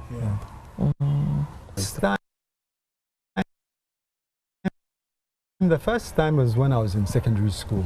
Okay. At St. Augustine's, and. Somebody brought a book, a history book of Ghana, and my mother's picture was in there. Wow. Yes. Her picture was in there. The history of Ghana, the independence of Ghana, and her picture was in there as the first Miss Ghana. That's when it dawned on me that she really was that important. Yeah. You know, the independence of Ghana, and she was the first beauty queen. So therefore she was the independence beauty queen. Yeah. Yes. So, and people kept on referring to me. Some people called Mr. Ghana in class. She was in a way a reluctant beauty queen. Well, according to her, and this is what she told us, at the time the contest was being organized, they asked, young women from around the country to contest, to come forward. And in her hometown, she was selected. Okay. But she didn't want to go. And she thought that she'd be asked to parade naked. Oh. Yes. But the Queen Mother prevailed on her father, my mother's father, my grandfather, to permit her to contest, because that would bring honor to the town if she won. Yeah.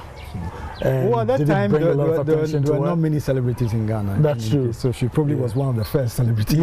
Yeah. You know. But then, of course, she became the cynosure of all eyes. He received over 100 proposals. I saw that publication in the Daily Graphic. Yes. From all people. Wow. Lots of Ghanaians, perhaps South Africans, even an Englishman. Wow. You know, expressed interest in marrying her. Yeah. And that was, of course, was too much for her. How was she going to 100? Yes. How was she going to choose? And I don't know whether my dad expressed interest at that time. Yeah. He expresses concern about how modern beauty pageants are overly focused on women's physiques. My problem now is that it has all become too westernized. You know, there are too many. For instance, there's an emphasis on the way they should look. Yeah. Slender. Yeah. Tall. Yeah. Like those days, that was not the emphasis. True. Yes, it was more the African beauty. It's still a good thing to encourage, because it is not only beauty but also brains. True. Yes, they have to articulate themselves and so on, and show a certain talent in one area or the other. So it's still pretty good. Beauty contest in which the fairest of the land compete. And here is Kofi Mara's sister Vivian shares some of her fondest memories with their mom. And I feel elated. Lots of people call me Miss Ghana, just because. Yeah, you're the daughter. Yes. Yeah. Even my daughter. Yeah. People call her Miss Ghana. Oh, wow. Yes, because they She's know the that. grandchild. Yes, the grandchild of yes. Miss So Ghana. it's a pride for us, for the family. Yeah. We feel very proud to be kids. I wish that she was still alive to enjoy all this. Yeah, that's But then, well, God knows, you know, why He took her away. But the children, we are still enjoying. Yeah. When you go to the Volta region, when you go to Hohoi to be specific, the roundabout, you still have, like, you have a statue of her is at the roundabout. Yes. Yeah. Do you think there are ways we can? Are you satisfied with how she's been Not immortalized? at all. The statue, in fact, it doesn't look like her one. Not at all. And it's because we were not, they didn't tell us about it. We would have given them a better picture to use for the statue. And I think in her hometown, Alavanyo too, there has to be a statue of her also there. Because that's where I think she was born there. Yeah. Yeah. So, yeah.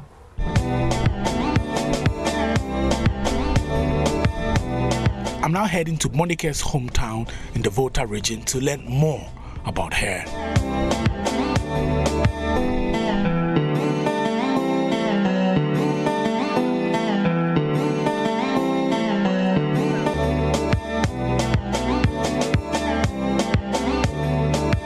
Exactly 34 years ago, Monica Amekufia died. Here is her tomb, which continues to inspire the young girls of this community to reach higher heights. With Monica Amekufia, they believe that they can also gain national recognition one day. May her soul continue to rest in peace. Yeah, we heard about her braveness. In fact, we were told she was a seamstress also that was bold enough to come out in those days. That was 1956, 57, when the contest was introduced. That's a Miss Ghana pageant was introduced for the first time. A lot of people were interested, but the zeal, the energy to go out there and represent the region, the entire region, was a problem. And we're told she was one of the few people that came out, that she would tell the story of Volta region. She would tell the story of Hohoi. She would tell the story of Alavanyo. She represented, did what she has to do, performed very well, and got a crown.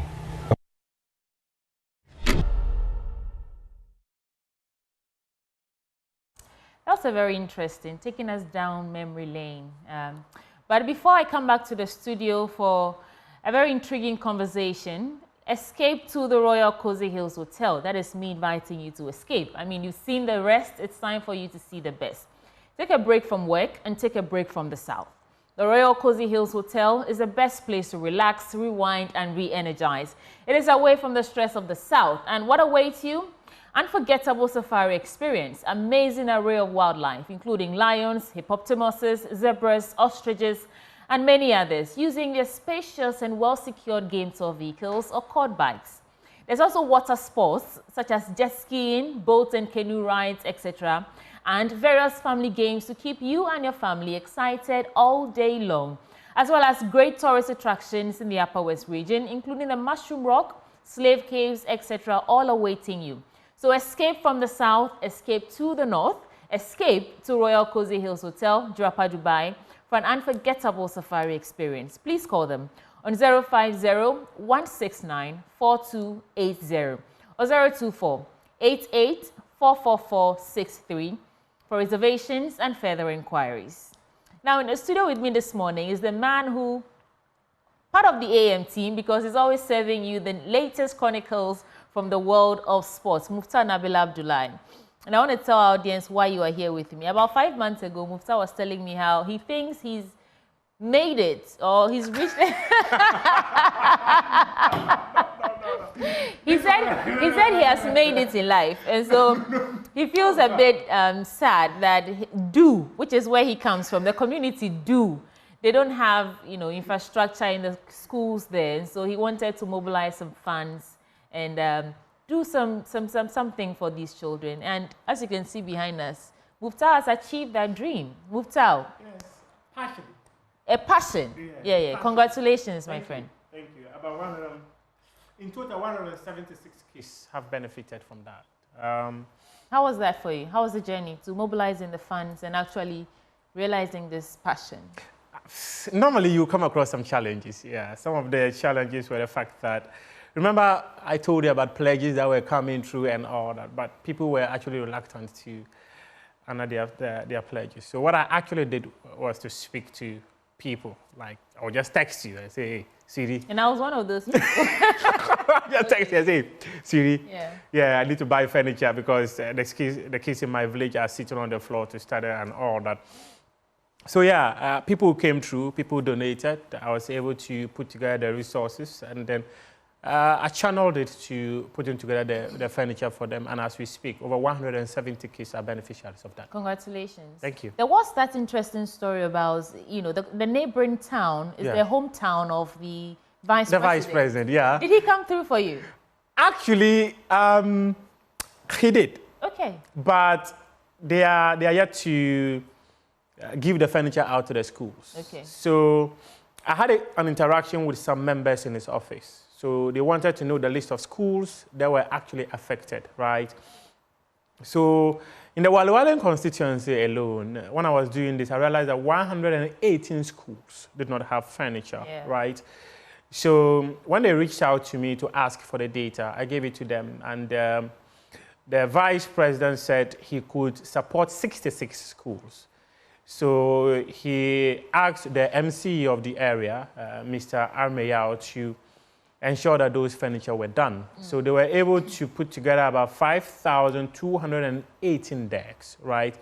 And these... Oh, there you have it. Those are the desks. Are they wooden or...? No, these are metallic. These are metallic. So these ones, these are the things I did, actually. These are the ones... Mama V, our very own Mama V. Oh, yeah, I told her, I said, hey, Mama Vi, you need to buy something. So, so she bought some. And one of the things that... That's a very... Our COO can answer, So one of the things I actually did was to try and immortalize the people who have contributed to this. So some of them, actually, I never even told them I was going to write their names on it. There was just one gentleman that I wanted to put his name on it, and he refused. He's actually an uncle of mine. He donated 10 decks to the school, but he said he was, I shouldn't put his name there. He said, Allah knows the person who bought the deck, so there was no need for me to put his name on it. Yeah. Congratulations. Thank you. But one of the things that I just want to put across is the fact that when I was going around, or when I started this, I realized that it's a national issue. As you and I speak, I have close to 200 schools, just even as recent as yesterday. some schools continue to reach out to me to ask for support. So I feel that our educational system, they've inverted the pyramid, right? Where the support rather goes to the secondary and tertiary education, and the basic level is left to suffer. Which is the foundation. Which is the foundation. And someone said something quite interesting. Maybe because those at the basic level, they do not have voice and cannot influence who leads the country. That is why they are not getting the support that is required of their education. And I actually think that it's about time people who make decisions take a look at this and go that, no, the foundation of our education must be very strong. And if it is strong, that is the only way we are able to get it done. There's a school in Volta region. They're seated under trees. When you see the videos and the pictures and the kids, you actually shed tears for them. There's a school in Central region, not to put the Deputy Education Minister on the spot, but actually made to understand that is his village. And in fact, they already reached out to me seeking for support to buy furniture for them. Yeah. And I was like, if the Deputy Education Minister comes from this place and in his own community, children are seated on the floor, then what becomes of those of us who are not even privileged to have people like that? It's also that we gradually have to stop depending on governments or authorities to do these things for us. That's very true. And you remember in our initial conversation, I made it clear that it's about time everyone contributes to a quota, right? So for instance, the story came to my attention and I said, okay, by virtue of the fact that I am privileged to be part of the multimedia group, which has got a wider reach, I can appeal to people to support. So I did, and I got the support. Imagine another person too in the village can also reach out to other people to also contribute. Yeah. Then, if I am able to get 176 kids off the floor, someone too is able to even get 100, another person is able to get 50. Then we'll be heading somewhere. Yeah. So in other areas, people can begin to take up such initiatives to also support the government, because all the time we say government, because they are in charge of our resources, but we can also contribute a bit by calling on corporate organizations to come to our aid. These were individuals who did it. Yeah. Not even a corporate organization came on board, but individuals were able to put together resources for us to do this. Hopefully, we'll be able to get more support. Yeah, Muftau, I just want to say congratulations again. Thank you. And I'm sure you need more support. So if you want to put out your number here right now so that those who are watching you, inspired by what you're doing, who want to reach out quickly, we have to go. 054-9126-905. 054-9126-905. That is the number. You can reach out, and then if you want to, in fact, if you want me to send you to the school, I'll just direct you there. Like I mentioned, about 200 schools are actually here asking for support. All right. Thank you so much. Don't go. I'll wrap up the show with me. But before we go, we at the Multimedia Group are proud to announce that we are the official free-to-air radio broadcast rights owners of Euro 2024. And if you've been following, you know that we've been delivering live commentary on selected games, including the opening game and the final, with our team of talented commentators and analysts on Joy FM, Love FM, Hits FM, Adom FM, Insura FM and Asempa FM. Muftau is here. He's been doing some.